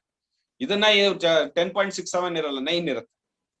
ಸೊ 9 ಅಂತ ರೆಕಾರ್ಡ್ ಮಾಡ್ತಾನೆ round off measuring check measuring officer. ಇದು 3 ಇರಲ್ಲ, 2 ಇರುತ್ತೆ. ಸೊ ಇವನು ಓವರ್ ಸೈಡ್ ಬರ್ದ್ಬಿಟ್ಟಿರ್ತಾನೆ. ಸೊ ಇಲ್ವಾ, ಇವನು 5 ಒಂದು ಬರ್ದಿರ್ತಾನೆ, 3 ಇರುತ್ತೆ, 5 ನಂಬರ್ ಅಂತ ಬರ್ದ್ಬಿಟ್ಟಿರ್ತಾನೆ. ಇದು 10.67 ಇರಬೇಕು, ಬಟ್ ಇವನು 12 ಮೀಟರ್ಸ್ ಅಂತ ಬರ್ದ್ಬಿಟ್ಟಿರ್ತಾನೆ. ಅವಾಗ ಏನಾಗುತ್ತೆ, ಬಿಲ್ ಅಮೌಂಟ್ ಜಾಸ್ತಿ ಆಗುತ್ತೆ. ಸೊ ಬಿಲ್ ಅಮೌಂಟ್ ಯಾವಾಗ ಜಾಸ್ತಿ ಆಗುತ್ತೆ, the total cost of the project ಅಥವಾ bill amount should not vary 17% after check measuring. So quantity vary ಆದ ತಕ್ಷಣ ಬಿಲ್ ಅಮೌಂಟ್ ವೇರಿ ಆಗುತ್ತಲ್ಲ ಚೆಕ್ ಮೆಜರ್ಮೆಂಟ್ ಅಲ್ಲಿ. ಸೊ 17% ಗಿಂತ ವೇರಿ ಆಯ್ತು ಅಂತ ಅಂದ್ರೆ, ಸೊ ಅವನಿಗೆ ಮತ್ತೆ ಲೀಗಲ್ ನೋಟಿಸ್ ಹೋಗುತ್ತೆ. ಯಾರು ಸೆಕ್ಷನ್ ಆಫೀಸರ್ ಯಾರು ರೆಕಾರ್ಡ್ ಮಾಡಿದಾನೆ ಮೆಜರ್ಮೆಂಟ್ ಬುಕ್ ಅಲ್ಲಿ ಮೆಜರ್ಮೆಂಟ್ಸ್ ನ, ಅವನು ಇರಾಟಿಕ್ ಅಥವಾ ಅವನು ಜವಾಬ್ದಾರಿ ತಗೊಂಡು ರೆಕಾರ್ಡ್ ಮಾಡಿಲ್ಲ. He recorded the fake values or the fake measurements in the measurement book. Therefore, the department will take a legal action on the section officer. So ಇದು 17% ಅಂದ್ರೆ ಯಾವ್ದು, ಅರ್ತ್ ವರ್ಕ್ ಅಲ್ಲಿ 10%.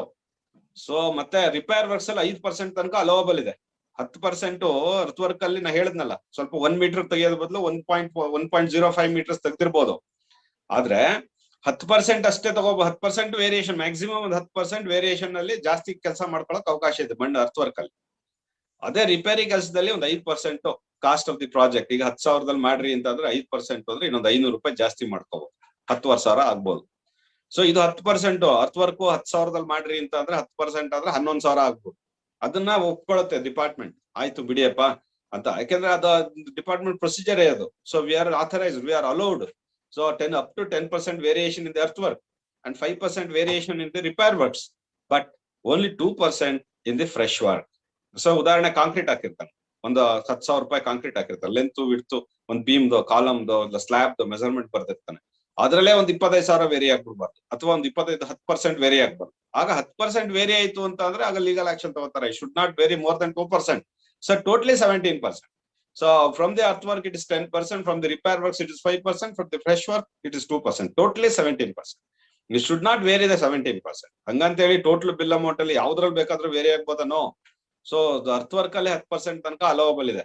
ಸೊ ನೀವು ತಪ್ಪು ಮಾಡಿದ್ರೆ ಒಂದು 10% ತನಕ ತಪ್ಪು ಮಾಡ್ಬೋದು. ಸೊ ರಿಪೇರ್ ವರ್ಕ್ ಅಲ್ಲಿ 5% ತನಕ ಮಾಡ್ಬೋದು. ಬಟ್ ಫ್ರೆಶ್ ವರ್ಕ್ಸ್ ಅಲ್ಲಿ ಸೊ ಅಳತೆ ಮಾಡುವಾಗ ಅಕ್ಯುರೇಟ್ ಆಗಿ ಅಳತೆ ಮಾಡ್ಬೇಕು. ಸೊ ಉದಾಹರಣೆ ಸ್ಟೀಲ್ ಅಲ್ಲಿ 1 ಟನ್ ಸ್ಟೀಲ್ ಅಂತಂದ್ರೆ 2% ಅಂತಂದ್ರೆ ಒಂದು 20 kg ಆಯ್ತಾ. ಸೊ ಒಂದು 10,000 kg ಒಂದು 20 kg ಸ್ಟೀಲ್ ವ್ಯತ್ಯಾಸ ಮಾಡ್ಬೋದು. ಅಷ್ಟು ಬಿಟ್ಟು ಜಾಸ್ತಿ ಮಾಡಕ್ಕೆ ಅವಕಾಶ ಇಲ್ಲ. ಸೊ ಅದನ್ನ ಜಾಸ್ತಿ ಮಾಡ್ದಂಗೆ ದುಡ್ಡು ಜಾಸ್ತಿ ಆಗತ್ತೆ, ಕಾಂಟ್ರಾಕ್ಟ್ಗೆ ದುಡ್ಡು ಅನ್ನೆಸರಿ ಹೋಗ್ಬಿಡುತ್ತೆ. ಅದರಿಂದ ಸೊ ಆತರ ಅವಕಾಶಗಳು ಈ ಒಂದು ಸರ್ಕಾರದಲ್ಲಿ ಅಥವಾ ಡಿಪಾರ್ಟ್ಮೆಂಟ್ ಅಲ್ಲಿ ಇರೋದಿಲ್ಲ. ಇಂಥ ಮೆಜರ್ಮೆಂಟ್ಸ್ ಅನ್ನ ನಾವು ಮೆಜರ್ಮೆಂಟ್ ಬುಕ್ ಅಲ್ಲಿ ರೆಕಾರ್ಡ್ ಮಾಡಿರ್ತೀವಿ ಅಂತಂದ್ರೆ ಅದೇ ಪುಸ್ತಕದಲ್ಲಿ ರೆಕಾರ್ಡ್ ಮಾಡಿರ್ತಾನೆ, ಅವ್ನು ರೌಂಡ್ ಆಫ್ ಮಾಡಿ ಈ ಮೆಜರ್ಮೆಂಟ್ಸ್ ವೇರಿ ಆಗಿದೆ ಅಥವಾ ವೇರಿ ಆಗಿಲ್ಲ ಅನ್ನೋದನ್ನ ಸರ್ಟಿಫೈ ಮಾಡೋದು. That book is called check measurement book. So ordinary measurement book, there are different types of measurement books. One is ordinary measurement book is same. The white called as ordinary, it called as a standard, it called as a check measurement book. That's all. Okay, this is about the kinds of the measurement books. ಈಗ issue ಏನಪ್ಪಾ ಅಂತಂದ್ರೆ, ನಾವು ಕೆಲಸ ಮಾಡಿದಕ್ಕೆ contractor ಏನು ಕೆಲಸ ಮಾಡಿದಾನೆ ಅದನ್ನ ನಾವು ರೆಕಾರ್ಡ್ ಮಾಡಿದೀವಿ. ರೆಕಾರ್ಡ್ ಮಾಡಿದನ್ನ ಕಾಂಟ್ರಾಕ್ಟರ್ಗೆ ನಾವು ಪೇಮೆಂಟ್ ನ ಮಾಡ್ಕೊಡ್ಬೇಕು. ಪೇಮೆಂಟ್ ನ ಹೇಗ್ ಕೊಡಿಸೋದು, ದುಡ್ಡು ಹೇಗ್ ಕೊಡಿಸೋದು ಅಂತ ನೋಡಿದಾಗ, ಸೊ ಏನು ಕ್ವಾಂಟಿಟೀಸ್ ನಾವು ತಗೊಂಡ್ಬಂದಿದ್ದೀವಿ ಮೆಜರ್ಮೆಂಟ್ ಬುಕ್ ಅಲ್ಲಿ ವರ್ಕೌಟ್ ಮಾಡಿದೀವಿ, ಆ ಕ್ವಾಂಟಿಟೀಸ್ ನ ಈ ಒಂದು ಬಿಲ್ ಫಾರ್ಮ್ಸ್ ಅಲ್ಲಿ ತುಂಬಬೇಕು. ಅದಕ್ಕೆ ಸಪರೇಟ್ ಫಾರ್ಮ್ಸ್ ಇರುತ್ತೆ ಅಂತ ಹೇಳಿದ್ವಿ, ಅದಕ್ಕೆ ಬಿಲ್ ಫಾರ್ಮ್ಸ್ ಅಂತ ಹೇಳ್ತೀವಿ. ಆ ಬಿಲ್ ಫಾರ್ಮ್ಸ್ ಗೆ ತುಂಬಿಸ್ಬಿಟ್ಟು ಆ ಬಿಲ್ ಫಾರ್ಮ್ ಅಲ್ಲಿ ಇರುತ್ತೆ 3 ಕಾಲಮ್, ಒಂದು ಕ್ವಾಂಟಿಟಿ, ರೇಟು, ಅಮೌಂಟ್. ಅದ್ ಬಿಟ್ರೆ ಬೇರೆ ಇನ್ನೇನಿಲ್ಲ. ಆ ಬಿಲ್ ಫಾರ್ಮ್ ಅಲ್ಲಿ ತುಂಬಿಸಿ ಅಮೌಂಟ್ ನ ಅರೈವ್ ಆಗಿ ಸೊ ಇಷ್ಟು ಅಮೌಂಟ್ ಇವ್ರು ಕೊಡ್ಬೇಕು ಅಂತ ಹೇಳಿ ನಾವು ರೆಕಮೆಂಡ್ ಮಾಡ್ಬೇಕಾಗತ್ತೆ. ಕ್ವಾಂಟಿಟೀಸ್ ನಮ್ಗೆ ಮೆಜರ್ಮೆಂಟ್ ಬುಕ್ ಅಲ್ಲಿ ಸಿಗುತ್ತೆ. ಸೊ ರೇಟ್ಸ್ SR ಅಲ್ಲಿ ಅಥವಾ ಶೆಡ್ಯೂಲ್ ಆಫ್ ನಮ್ಗೆ ಏನು ಅಗ್ರಿಮೆಂಟ್ ಟೈಮ್ ಅಲ್ಲಿ ನಾವು ಎಸ್ಟಿಮೇಟ್ ಕೊಟ್ಟಿದೀವಿ ಅದರಲ್ಲೇ ಸಿಗುತ್ತೆ ರೇಟ್ಸ್. ಅಮೌಂಟ್ ಅನ್ನ ನಾವು quantity multiplied by the rate will get the amount, ಅದು ಸಿಗುತ್ತೆ. ಬಟ್ ಒಂದ್ ವಿಚಾರ ಏನಪ್ಪಾ ಅಂತಂದ್ರೆ, ಈ ಬಿಲ್ ಫಾರ್ಮ್ಸ್ ಅಲ್ಲಿ ಬೇರೆ ಬೇರೆ ತರ ಬಿಲ್ ಫಾರ್ಮ್ಸ್ ಇದಾವೆ. What are the different types of bill forms, bills ಅಂತ ಕೇಳ್ತಾನೆ.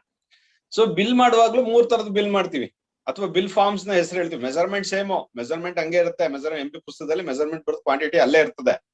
ಬಟ್ ಯಾವ ಬಿಲ್ ಫಾರ್ಮ್ ಎಂಟ್ರಿ ಮಾಡ್ಬೇಕು ಅನ್ನೋದು ಇಂಪಾರ್ಟೆಂಟ್. ಸೊ ಇಲ್ಲಿ ಬಿಲ್ ಫಾರ್ಮ್ಸ್ ನ 3 ತರ ಬಿಲ್ ಫಾರ್ಮ್ ಅಂತೀವಿ. ಒಂದು ಮೊದಲನೇದು intermediate bill or running account bill ಅಂತ ಕರಿತೀವಿ. ಸೊ ಇನ್ನೊಂದನ್ನ ರನ್ನಿಂಗ್ ಅಂಡ್ ಫೈನಲ್ ಬಿಲ್ ಅಂತ ಕರಿತೀವಿ. That is what you called as final bill. So third bill is called first and final bill. So ಈ 3 ತರ ಬಿಲ್ಗಳಿದೆ. ಒಂದು ರನ್ನಿಂಗ್ ಅಕೌಂಟ್ ಬಿಲ್, ಸೊ ಇನ್ನೊಂದು ಫೈನಲ್ ಬಿಲ್, ಇನ್ನೊಂದು first and final bill. Running and final bill, so first and final bill. So 3 ತರದ forms ಇದೆ. ಇವು sample forms of these 3 types.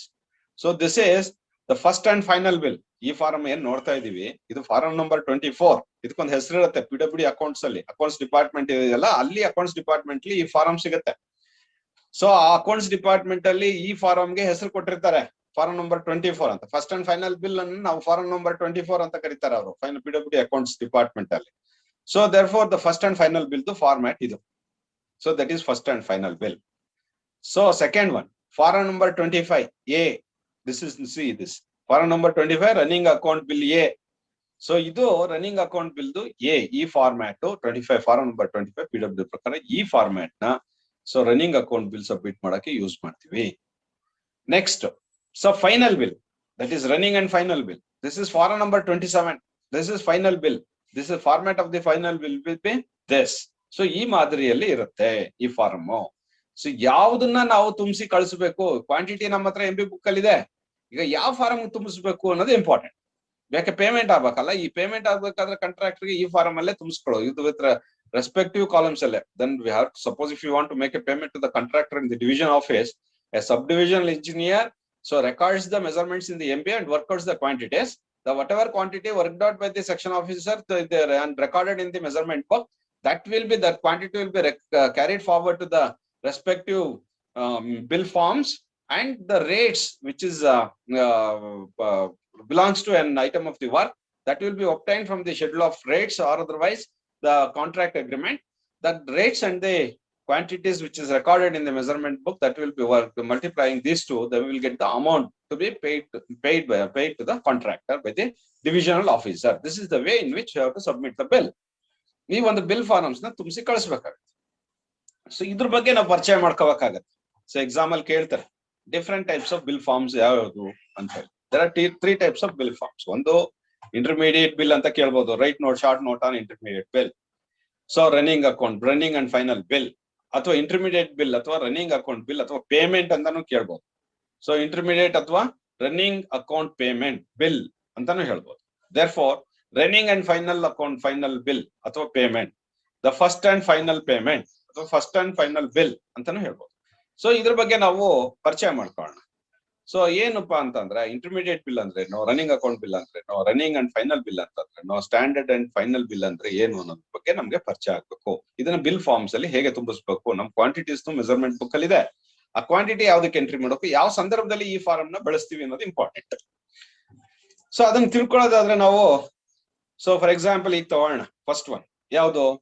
So intermediate or running account bill, running bill ಅಂತ ಒಂದು bill form. So ಈ bill form number 25.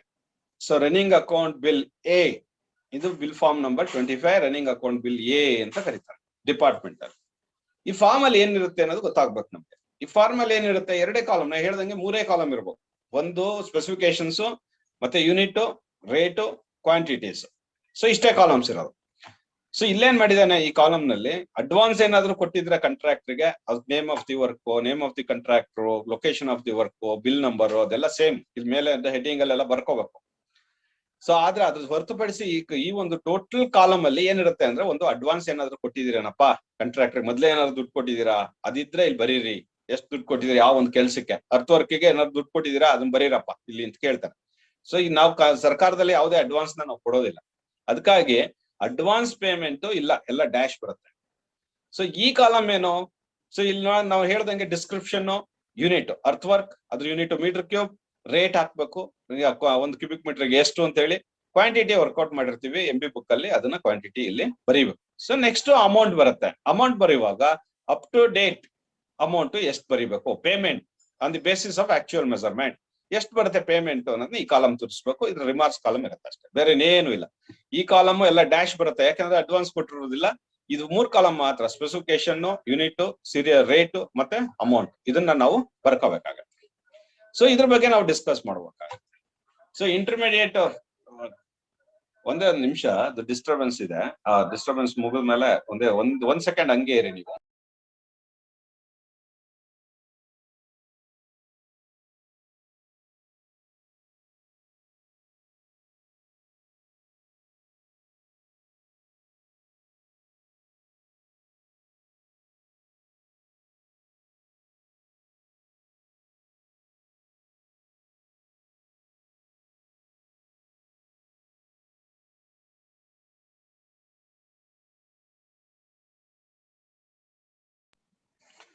Okay, so ಈ ಒಂದು bill form ಅಲ್ಲಿ running bill ಅಂತ ಏನ್ ಹೇಳಿದ್ವಿ, ಈ ಬಿಲ್ ಫಾರ್ಮ್ ನ ನಾವು ಅಬ್ರಿವೇಟ್ ಮಾಡ್ತಾರೆ, RA1, RA2, RA3, running account bill ಅಂತ ಕರೀತಾರೆ. RA1, RA2, RA3, RA4. ಯಾಕೆ ಹಿಂಗ್ ಕರೀತಾರೆ ಅಂತ ಅಂದ್ರೆ, ನಾವ್ ಯಾವ್ದಾದ್ರು ಒಂದು ಪ್ರಾಜೆಕ್ಟ್ ನ ಕಾಂಟ್ರಾಕ್ಟ್ ತಗೊಂಡಾಗ, ಸೊ ಅದನ್ನ ಒಂದೇ ಸರಿ ನಾವು ಕೆಲಸ ಮುಗ್ಸಕ್ ಆಗಲ್ಲ. So capital investment 1 crore project ಮಾಡ್ಬೇಕಂದ್ರೆ ಒಂದು 10 ಲಕ್ಷ ಬಂಡವಾಳ ನಮ್ಮ ಹತ್ರ ಇರುತ್ತೆ. ಆ 10 ಲಕ್ಷ ದುಡ್ಡು ಖರ್ಚು ಮಾಡಿದ್ರೆ ನೆಕ್ಸ್ಟ್ ಖರ್ಚು ಮಾಡ್ಲಿಕ್ಕೆ ಅಥವಾ ನೆಕ್ಸ್ಟ್ ಆ ಪ್ರಾಜೆಕ್ಟ್ ನ ಕಂಟಿನ್ಯೂ ಮಾಡ್ಲಿಕ್ಕೆ ದುಡ್ಡು ಇರೋದಿಲ್ಲ ನಮ್ಮ ಹತ್ರ, ಕಾಂಟ್ರಾಕ್ಟರ್ ಹತ್ರ. ಆ ಸಂದರ್ಭದಲ್ಲಿ ನಾವು ಇಲಾಖೆಗೆ ಬಿಲ್ ಕೇಳ್ತೀವಿ, ದುಡ್ಡು ಕೊಡ್ರಪ್ಪ, ನಾ 10 ಲಕ್ಷ ಆಗ್ಲೇ ಖರ್ಚು ಮಾಡ್ಬಿಟ್ಟಿದೀನಿ, ಅದರಿಂದ ನನಗೆ ದುಡ್ಡು ಕೊಡಿ, ಮತ್ತೆ ಫರ್ದರ್ ಮುಂದಕ್ಕೆ ಕೆಲಸ ಮಾಡ್ತೀನಿ, ದುಡ್ಡು ಕೊಡ್ಲಿಲ್ಲ ಅಂದ್ರೆ ನನ್ನ ಹತ್ರ ದುಡ್ಡಿಲ್ಲ ಕೆಲಸ ಮಾಡ್ಲಿಕ್ಕೆ ಅಂತ ಹೇಳ್ತೀನಿ. ಆಗ ಇಂಜಿನಿಯರ್ ಯಾರಿದ್ದಾರೆ ಇನ್ಚಾರ್ಜ್ ಸೈಟ್ ಅವರು ಬಿಲ್ ಅನ್ನ ರೆಡಿ ಮಾಡ್ತಾರೆ. ಬಿಲ್ ಅನ್ನು ರೆಡಿ ಮಾಡ್ಬೇಕಾದ್ರೆ ಫಸ್ಟ್, ಈಗ ಉದಾಹರಣೆ ಈ ಮನೆ ಕಟ್ಟಬೇಕು ಅಂತಂದ್ರೆ ನಾವು ಅರ್ತ್ ವರ್ಕ್ ಇಂದ ಪ್ಲಿಂತ್ ಲೆವೆಲ್ ಏನ್ ಬರುತ್ತೆ ಆ ಪ್ಲಿಂತ್ ಲೆವೆಲ್ ತನಕ ಒಂದ್ ಕೆಲಸ ಮಾಡಿ, ಅವ್ನ್ ಪ್ಲಿಂತ್ ಲೆವೆಲ್ ತನಕ ಒಂದ್ 10 ಲಕ್ಷ ದುಡ್ಡು ಖರ್ಚಾಗಿದೆ ಅಂತ ಅನ್ಕೊಂಡು ಈಗ ಅವನಿಗೆ ಪೇಮೆಂಟ್ ಮಾಡ್ಬೇಕು. ಆ 10 ಲಕ್ಷ ಕೊಟ್ರೆ ಅವನು ಮುಂದುವರೆದು ಬ್ರಿಕ್ ವರ್ಕ್ ಎಲ್ಲ ಮಾಡ್ತಾನೆ. ಸೊ ಬ್ರಿಕ್ ವರ್ಕ್ ಎಲ್ಲ ಆದ್ಮೇಲೆ ನೆಕ್ಸ್ಟ್ ಅದಕ್ಕೆ ದುಡ್ಡು ಕೊಟ್ರೆ ನೆಕ್ಸ್ಟ್ RCC ರೂಫಿಂಗ್ ಮಾಡ್ತಾರೆ, ಅದಕ್ಕೆ ದುಡ್ಡು ಕೊಟ್ರೆ ನೆಕ್ಸ್ಟ್ ಕಂಪ್ಲೀಷನ್ ಮಾಡ್ತಾರೆ. ಸೊ ಇಲ್ಲ ಅಂತ ಅಂದ್ರೆ ಕಾಂಟ್ರಾಕ್ಟರ್ ಹತ್ರ ಬಂಡವಾಳ ಇರೋದಿಲ್ಲ. ಅಂತ ಸಂದರ್ಭದಲ್ಲಿ ಹಂತ ಹಂತವಾಗಿ ನಾವು ಪೇಮೆಂಟ್ ನ ಮಾಡ್ಬೇಕಾಗುತ್ತೆ. That means to say that so whatever the project we are going, suppose we are given contract to the contractor, so to carry out the physical construction. In that situation, the contractor may not have the total whatever project cost. For that cost, he may not having the working capital. So therefore, the contractor may have the working capital of total cost of the project. Maybe he may have 10% of the working capital of the total cost of the project. In that situation, so he need the payment at various levels of the construction. He is not interested to take the bill in the single stretch at the end of the completion of the project. So ಅವನು ಕೊನೆಯಲ್ಲಿ ಎಲ್ಲ complete ಮಾಡಿ ತಗೊಳಕ್ ಹೋದ್ರೆ ಅಷ್ಟು ಹಣನ ಅವನಿಗೆ ಭಾರ ಆಗತ್ತೆ. 1 ಕೋಟಿ ಖರ್ಚು ಮಾಡ್ಬೇಕಾಗತ್ತೆ. 1 ಕೋಟಿ ಖರ್ಚು ಮಾಡಿ ಅವನು ಪೇಮೆಂಟ್ ಹಾಕೊಡಿ ಅಂತ ಕೇಳಕ್ ಹೋದ್ರೆ ಅವನಿಗೆ ಬರ್ಡನ್ ಆಗತ್ತೆ. ಅದಕ್ಕೆ ಅವನು ಸ್ಟೇಜ್ ವೈಸ್ ಅವನು ಪೇಮೆಂಟ್ ನ ಕೇಳ್ತಾನೆ. ಸ್ಟೇಜ್ ವೈಸ್ ಪೇಮೆಂಟ್ ನ ನಾವು ಮಾಡ್ಬೇಕಾಗತ್ತೆ. ಸ್ಟೇಜ್ ವೈಸ್ ಪೇಮೆಂಟ್ ಮಾಡುವಾಗ ಫಾರ್ ಎಕ್ಸಾಂಪಲ್ ಪ್ಲಿಂತ್ ಲೆವೆಲ್ ತನಕ ಒಂದು ಪೇಮೆಂಟ್ ಮಾಡುತ್ತೆ. ಅದು ಪೇಮೆಂಟ್ 1. ಅದು ರನ್ನಿಂಗ್ ಅಕೌಂಟ್ ಬಿಲ್ ಅಲ್ಲಿ ನಾವು ಪೇಮೆಂಟ್ ಮಾಡಿರುವಂತದ್ದು ಪೇಮೆಂಟ್ 1, ರನ್ನಿಂಗ್ ಅಕೌಂಟ್ ಬಿಲ್ 1. ಇಲ್ಲಿ ತನಕ ನಾವು ಮೆಜರ್ಮೆಂಟ್ಸ್ ಎಲ್ಲ ರೆಕಾರ್ಡ್ ಮಾಡಿದ್ವಿ, ಈ ಬಿಲ್ ಫಾರ್ಮ್ ಅಲ್ಲಿ ತುಂಬಿಸಿ ಕಳ್ಸಿದ್ವಿ ಪೇಮೆಂಟ್ಗೆ. ಅದನ್ನ ನಾವು ರನ್ನಿಂಗ್ ಅಕೌಂಟ್ 1 ಅಂತ ಕರಿತೀವಿ, ಬಿಲ್ 1. ಸೊ ನೆಕ್ಸ್ಟ್ ಅವನು ಬ್ರಿಕ್ ವರ್ಕ್ ಕಂಪ್ಲೀಟ್ ಮಾಡ್ದ. ಪ್ಲಿಂತ್ ಲೆವೆಲ್ ಇಂದ ಬ್ರಿಕ್ ವರ್ಕ್ ಕಂಪ್ಲೀಷನ್ ಆಯ್ತು. ಲಿಂಟಲ್, ಚೆಜ್ಜ, ಬ್ರಿಕ್ ವರ್ಕ್ ಎಲ್ಲ ಕಂಪ್ಲೀಟ್ ಮಾಡ್ದ. ಅವಾಗ ನಾವು ಅದನ್ನ ಬಿಲ್ ಕಳಿಸ್ತೀವಿ. ಆ 3 ಐಟಮ್ದು ಯಾವ್ದು, ಬ್ರಿಕ್ ವರ್ಕ್, ಲಿಂಟಲ್, ಚೆಜ್ಜ ಮತ್ತೆ ವಿಂಡೋಸ್ ಅಂಡ್ ಡೋರ್ಸ್ ನ ನಾವೇನಾದ್ರೂ ಒಂದು ಕೂರಿಸಿದ್ರೆ ಅದಕ್ಕೆ ಸಂಬಂಧಪಟ್ಟಾಗಿದೆ. ಸೊ ಹಾಗಾಗಿ ಸೊ ಇದನ್ನ ರನ್ನಿಂಗ್ ಅಕೌಂಟ್ 2 ಅಂತ ಕರಿತೀವಿ. ನೆಕ್ಸ್ಟ್ RCC ರೂಫಿಂಗ್ ಮಾಡ್ತಾನೆ. ಆ RCC ರೂಫಿಂಗ್ ಒಂದು ಬಿಲ್ ಮಾಡಿ ಕಳಿಸ್ತೀವಿ. ಸೊ ಮೆಜರ್ಮೆಂಟ್ಸ್ ನ ರೆಕಾರ್ಡ್ ಮಾಡ್ತೀವಿ MB ಅಲ್ಲಿ. ಅದನ್ನ ಬಿಲ್ ಫಾರ್ಮ್ ಎಂಟ್ರಿ ಮಾಡಿ ಅದಕ್ಕೆ ಹಣ ಕೊಡ್ರಪ್ಪ ಅಂತ ಕಳಿಸ್ತೀವಿ. ಅದ್ರಲ್ಲಿ ಸ್ಟೀಲು ಮತ್ತೆ ಕಾಂಕ್ರೀಟ್ 2 ಕ್ವಾಂಟಿಟಿ ಇರುತ್ತೆ, 2 ಐಟಮ್ ಇರುತ್ತೆ. ಸೊ ಅದನ್ನ ನಾವು ರನ್ನಿಂಗ್ ಅಕೌಂಟ್ ಬಿಲ್ 3 ಅಂತ ಕರಿತೀವಿ. ನೆಕ್ಸ್ಟ್ ಅವನು ಟೋಟಲ್ ಫಿನಿಶಿಂಗ್, ನಾನೆಲ್ಲ ಫಿನಿಶ್ ಮಾಡ್ತೀನಿ, ಅದರಲ್ಲಿ ನನಗೆ ಅಂದ್ರೆ ಈ ಪ್ಲಾಸ್ಟ್ರಿಂಗ್ ಎಲ್ಲ ಕಂಪ್ಲೀಟ್ ಆಯ್ತು, ಆ ಪ್ಲಾಸ್ಟ್ರಿಂಗ್ ಕಂಪ್ಲೀಟ್ ಆದಾಗ ನನಗೆ ಇಷ್ಟು ದುಡ್ಡು ಕೊಡಿ ಅಂತ ಕೇಳ್ತಾರೆ. ಸೊ ಆ ಸಂದರ್ಭದಲ್ಲಿ ನಾವು ಇನ್ನೊಂದು ಬಿಲ್ ಮಾಡ್ತೀವಿ. ಸೊ ಈಗ ನಮ್ಗೆ 4 ಬಿಲ್ ಆಯ್ತು. 4 ಬಿಲ್ ಬೇರೆ ಬೇರೆ ಲೆವೆಲ್ಸ್ ಅಲ್ಲಿ, up to plinth level 1, up to roof level 1. So after making the roof concreting, so next after making the completing the plastering outside, inside, flooring etcetera etcetera. So ಇದನ್ನ ನಾನು ಮಾಡಿದ್ಮೇಲೆ ಒಂದೊಂದು bill ಕೊಡ್ತೀವಿ ನಾವು. ಆಗ ಆ ದುಡ್ಡನ್ನು ತಗೊಂಡು ಮುಂದೆ ಕೆಲಸ ಮಾಡ್ಕೊಂಡು ಹೋಗ್ತಾನೆ contract. So there for this intermediate running account bill is nothing but these are all the types of bills. So we are going to make this bills to make the payment to the contractor for the executed item of the work at various levels of the construction. At various levels of construction, these bills are also shortly known as, or shortly called as RA1, RA2, RA3, RA4, etc. So you can this to make this bill, we have to use the form number 25 of running account bill A of the accounts department of the PWD. To make this bill, you have to use that format. ಈ format ಅಲ್ಲಿ ಏನಿರುತ್ತೆ ಅಂತ ನೋಡಿದಾಗ, so ಒಂದು advances ಇರುತ್ತೆ, ಕೊಟ್ಟಿದ್ರೆ ಎಷ್ಟು ದುಡ್ಡು ಕೊಟ್ಟಿದೆ ಅಂತ, ಯಾಕಂದ್ರೆ ಕಳ್ಕೋಬೇಕಾಗತ್ತೆ ಅವ್ನು ಕೊಡೋ ದುಡ್ಡಲ್ಲಿ. ಅದರಿಂದ ಅಡ್ವಾನ್ಸ್ ಏನಾದ್ರು ಕೊಟ್ಟಿದ್ದೀರಾ ಅಂತ ಕೇಳಿಸುತ್ತೆ. There are 2 major columns. So one is advance column, another one is the payment column.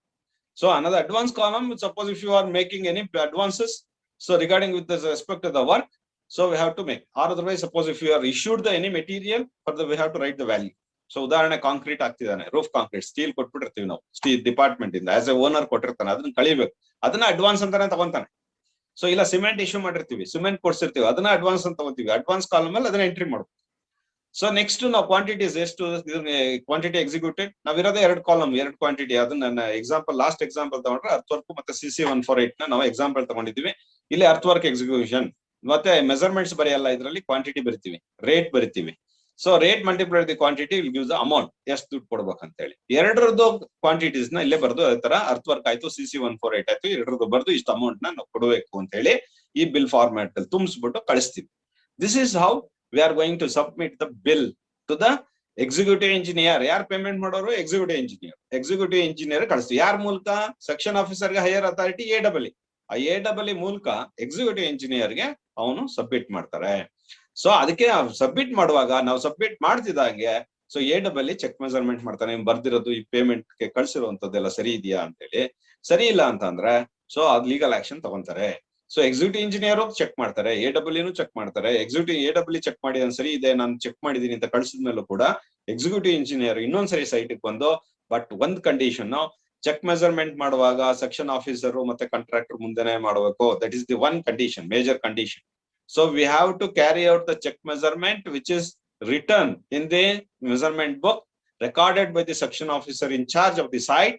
Then that will be check measured by the senior officers like AW or executive engineer in presence of an site in charge or otherwise the section officer as well as and also an contractor.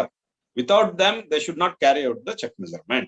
ಯಾಕೆ ಅಂತಂದ್ರೆ ಇವ್ರ measurement ಅವ್ರ ಪಾಡ್ಗೆ ಅವ್ರು ಬಂದು ಮಾಡ್ಕೊಂಡು ಹೋಗ್ಬಿಟ್ಟು ನಾಳೆ ದಿವಸ ಅವ್ರು ಒಪ್ತಾನೆ ಮತ್ತೆ ಸೊ ತಗಾದೆ ತೆಗಿಬಹುದು ಅಂತ ಅಂದ್ರೆ ಲಿಟಿಗೇಷನ್ ಬರ್ಬೋದು.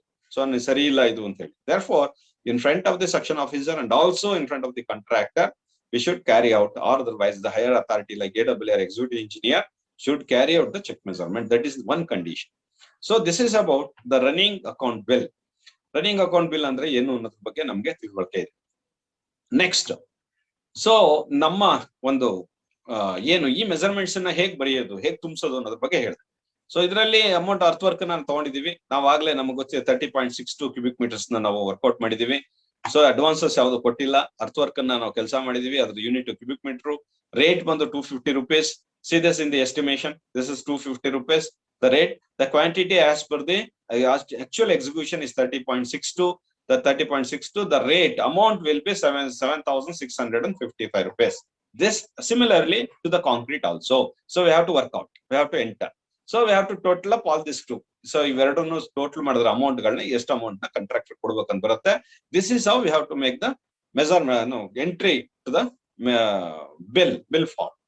So this is what you called as running account. Running account bill ಯಾವಾಗ ಮಾಡ್ತೀವಿ ಅಂತಂದ್ರೆ ಕಾಂಟ್ರಾಕ್ಟರ್ಗೆ ನಾವು ಒಂದೇ ಸರಿ ದುಡ್ಡು ಕೊಡಲ್ಲ, ಅವ್ನು ಕೇಳಲ್ಲ ಒಂದೇ ಸರಿ ನನ್ನ total cost of the project ಗೆ. ಹಂತವಾಗಿ ಅವನು ದುಡ್ಡು ಕೇಳ್ತಾನೆ.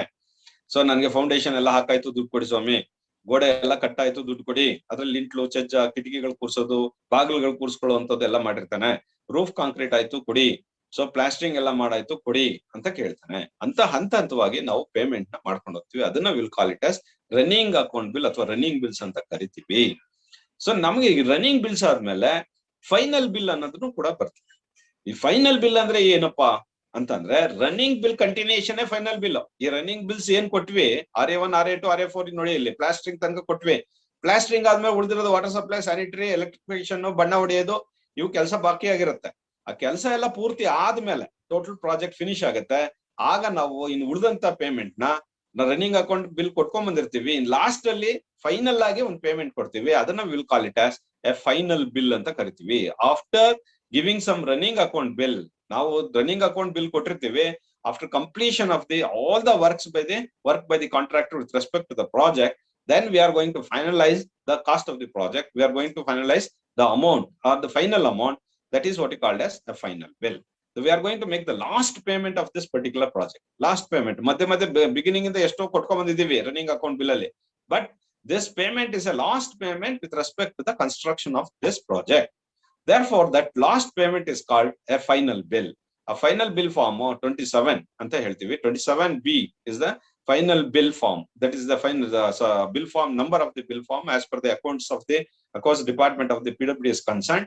That for bill form 27B is used for the making the final payment or the final bill of the project. Similarly, so first and final bill. First and final bill ಅಂತ ಅಂದ್ರೆ ಕೆಲಸ ಪ್ರಾರಂಭ ಮಾಡಿರ್ತಾನೆ. ಪ್ರಾರಂಭ ಮಾಡೋದು ಅಂತ ಅಂದ್ರೆ ಅವಾಗ್ಲೇ ಕೊಟ್ಬಿಡೋದು ದುಡ್ಡು. ಇನ್ನೊಂದು ಮತ್ತೆ ಇಂಟರ್ಮೀಡಿಯೇಟ್ ಬಿಲ್ಸ್ ಇಲ್ಲ, ಅವ್ನಿಗೆ ಅಡ್ವಾನ್ಸ್ ಕೊಟ್ಟಿರಲ್ಲ. ಅದೇನಪ್ಪಾ ಅಂತಂದ್ರೆ ಸಣ್ಣ ಕೆಲಸಗಳು. ಸಣ್ಣ ಕೆಲಸ ಅಂತ ಅಂದ್ರೆ ಉದಾಹರಣೆ ಒಂದು ಇರಿಗೇಷನ್ ಡಿಪಾರ್ಟ್ಮೆಂಟ್ ಅಲ್ಲಿ ಸೊ ಅರ್ಜೆಂಟ್ ಆಗಿ ಒಂದು ಬ್ರೀಚ್ ಔಟ್ ಆಗಿರುತ್ತೆ. ಕೆನಾಲ್ ಬ್ರೀಚ್ ಔಟ್ ಅಂತ ಅಂದ್ರೆ ನಾಲೆದು ಏರಿ ಏನ್ ಕಟ್ಟಿರ್ತೀವಿ ಅಥವಾ ಅರ್ಧನ್ ಎಂಬ್ಯಾಕ್ಮೆಂಟ್ ಏನಿದೆ ಅದು ಹೋಗಿರುತ್ತೆ. ಅದನ್ನ ಸಡನ್ ಆಗಿ ಸರಿ ಮಾಡ್ಬೇಕು. ಅದ್ರ ಕಾಸ್ಟ್ ಒಂದು 20,000 ಆಗಿರುತ್ತೆ. ಅದಕ್ಕೆ 20,000ಕ್ಕೆ ಅಡ್ವಾನ್ಸು, ಮಧ್ಯದಲ್ಲಿ ಒಂದು 10,000 ಬಿಲ್ಲು, ಮತ್ತೆ 20,000 ಫೈನಲ್ ಬಿಲ್ ಎಲ್ಲ ಮಾಡಲ್ಲ. ಒಟ್ಟಿಗೆ ಬರೀತೀವಿ. ಒಂದು 20,000 ರೂಪಾಯಿಂದ ಒಟ್ಟಿಗೆ ಕೆಲಸ ಕಂಪ್ಲೀಟ್ ಆಯ್ತು ಅಂತ ಬರ್ತೀವಿ. ಅಂತಂದ್ರೆ ಸಣ್ಣ ಕೆಲಸಗಳಿದ್ದಾಗ for the small works and also supply of material ಬೇಕು. ಒಂದು ಲೋಡ್ ಸಿಮೆಂಟ್ ಬೇಕು, ಒಂದು 200 ಮೂಟೆ ಸಿಮೆಂಟ್ ಬೇಕಾಗುತ್ತೆ ನಮ್ಮ ಪ್ರಾಜೆಕ್ಟ್. ಅದಕ್ಕೆ 200 ಮೂಟೆಗೆ 100 ಮೂಟೆಗೆ ಒಂದ್ಸರಿ ದುಡ್ಡು, ಆಮೇಲೆ 200 ಮೂಟೆಗೆ ಇನ್ನೊಂದು 100 ಮೂಟೆಗೆ ಒಂದ್ಸರಿ ದುಡ್ಡು ಪೇಮೆಂಟ್ಸ್ ನ ಪಾರ್ಟ್ ಮಾಡಲ್ಲ. ಸೊ ಒಂದ್ಸರಿ ಸಪ್ಲೈ ಮಾಡಿದ್ಮೇಲೆ ಫೈನಲ್ ಆಗಿ ಅವ್ನು ದುಡ್ಡು ಕೊಟ್ಬಿಡ್ತೀವಿ. ಇನ್ ಮತ್ತೆ advance ಕೊಟ್ಟಿರಲ್ಲ. That is what you called as first and final. ಒಂದೇ ಸರಿ payment settle ಮಾಡ್ತೀವಿ ನಾವು. That is what you called as first and final bill. This payment, this type of the bill or otherwise payment, we are going to make in a PWD procedures for the only for the small works and for the supply of materials. So not for the construction. Not ಯಾವುದೋ ಒಂದು ಕೆಲಸ ಮಾಡ್ತಾ ಇರುವಾಗ stage wise ನಾವು ಮಾಡಲ್ಲ. ನಾವು ಮಾಡುವಂತದ್ದು ಒಂದು ಸಣ್ಣ ಕೆಲಸಗಳಿಗೆ, ಸಣ್ಣ ಪೆಟಿ ವರ್ಕ್ಸ್ ಅಂತ ಹೇಳ್ತೀವಿ, ಸಣ್ಣ ಕೆಲಸಗಳಿಗೆ ಅಥವಾ ಯಾವ್ದಾರ ಒಂದು ಸಪ್ಲೈ ಮಾಡಿದ್ರೆ ಮೆಟೀರಿಯಲ್ ನ ನಾವು ಅಂತ ಸಂದರ್ಭಗಳಲ್ಲಿ ಈ ಒಂದು ಕೆಲಸನ ನಾವು ಇದು ಯಾವುದು ಈ final first and final bill ನ ಪೇಮೆಂಟ್ ಮಾಡ್ತೀವಿ. ಇದಕ್ಕೆ ನಾವು ಫಸ್ಟ್ ಅಂಡ್ ಫೈನಲ್ ಬಿಲ್ ಅಂತ ಕರಿತೀವಿ. Suppose if you go through very quickly through the different types of bills, there are 3 types of bills. One is running account bill, second one is a running and final bill, third one is the first and final bill. So these bills are used at different stages or to different stages of the work. So first and final bill will be used only for the supply of material or for the petty works. So as you know, so running account bill will be extensively we are using in the department because we have to make the bill payment to the contractor at the different stages of the work. Similarly, that we have to make the final payment to the contractor as he taken up the project for the construction. So we are going to make the final payment after doing all the running payments. So we are going to finalize the project. So after finalizing the project, we are make the final payment to the contractor. That bill is called a final bill. That's all. So this regarding with the final bill, this bill will made after giving the various running bills. After giving some running account bills, so we are going to make the last payment to the contractor with respect to this project. Therefore, that bill is called a final bill. So, number final bill, first and final bill, as you know that it is used only for the small works or as well as for the supply of the material. So bills are prepared. What is that for the completed work? Once again, it is bills are submitted only after the whatever it may be the type of bill, either it is final bill or first and final or running account bill. It will be submitted only after the completion of the work. So without completion of the work, we should not submit for the payment. So it is suppose if you submitted for the payment without completion of the work, it is a fault on the section officer or the officer in charge.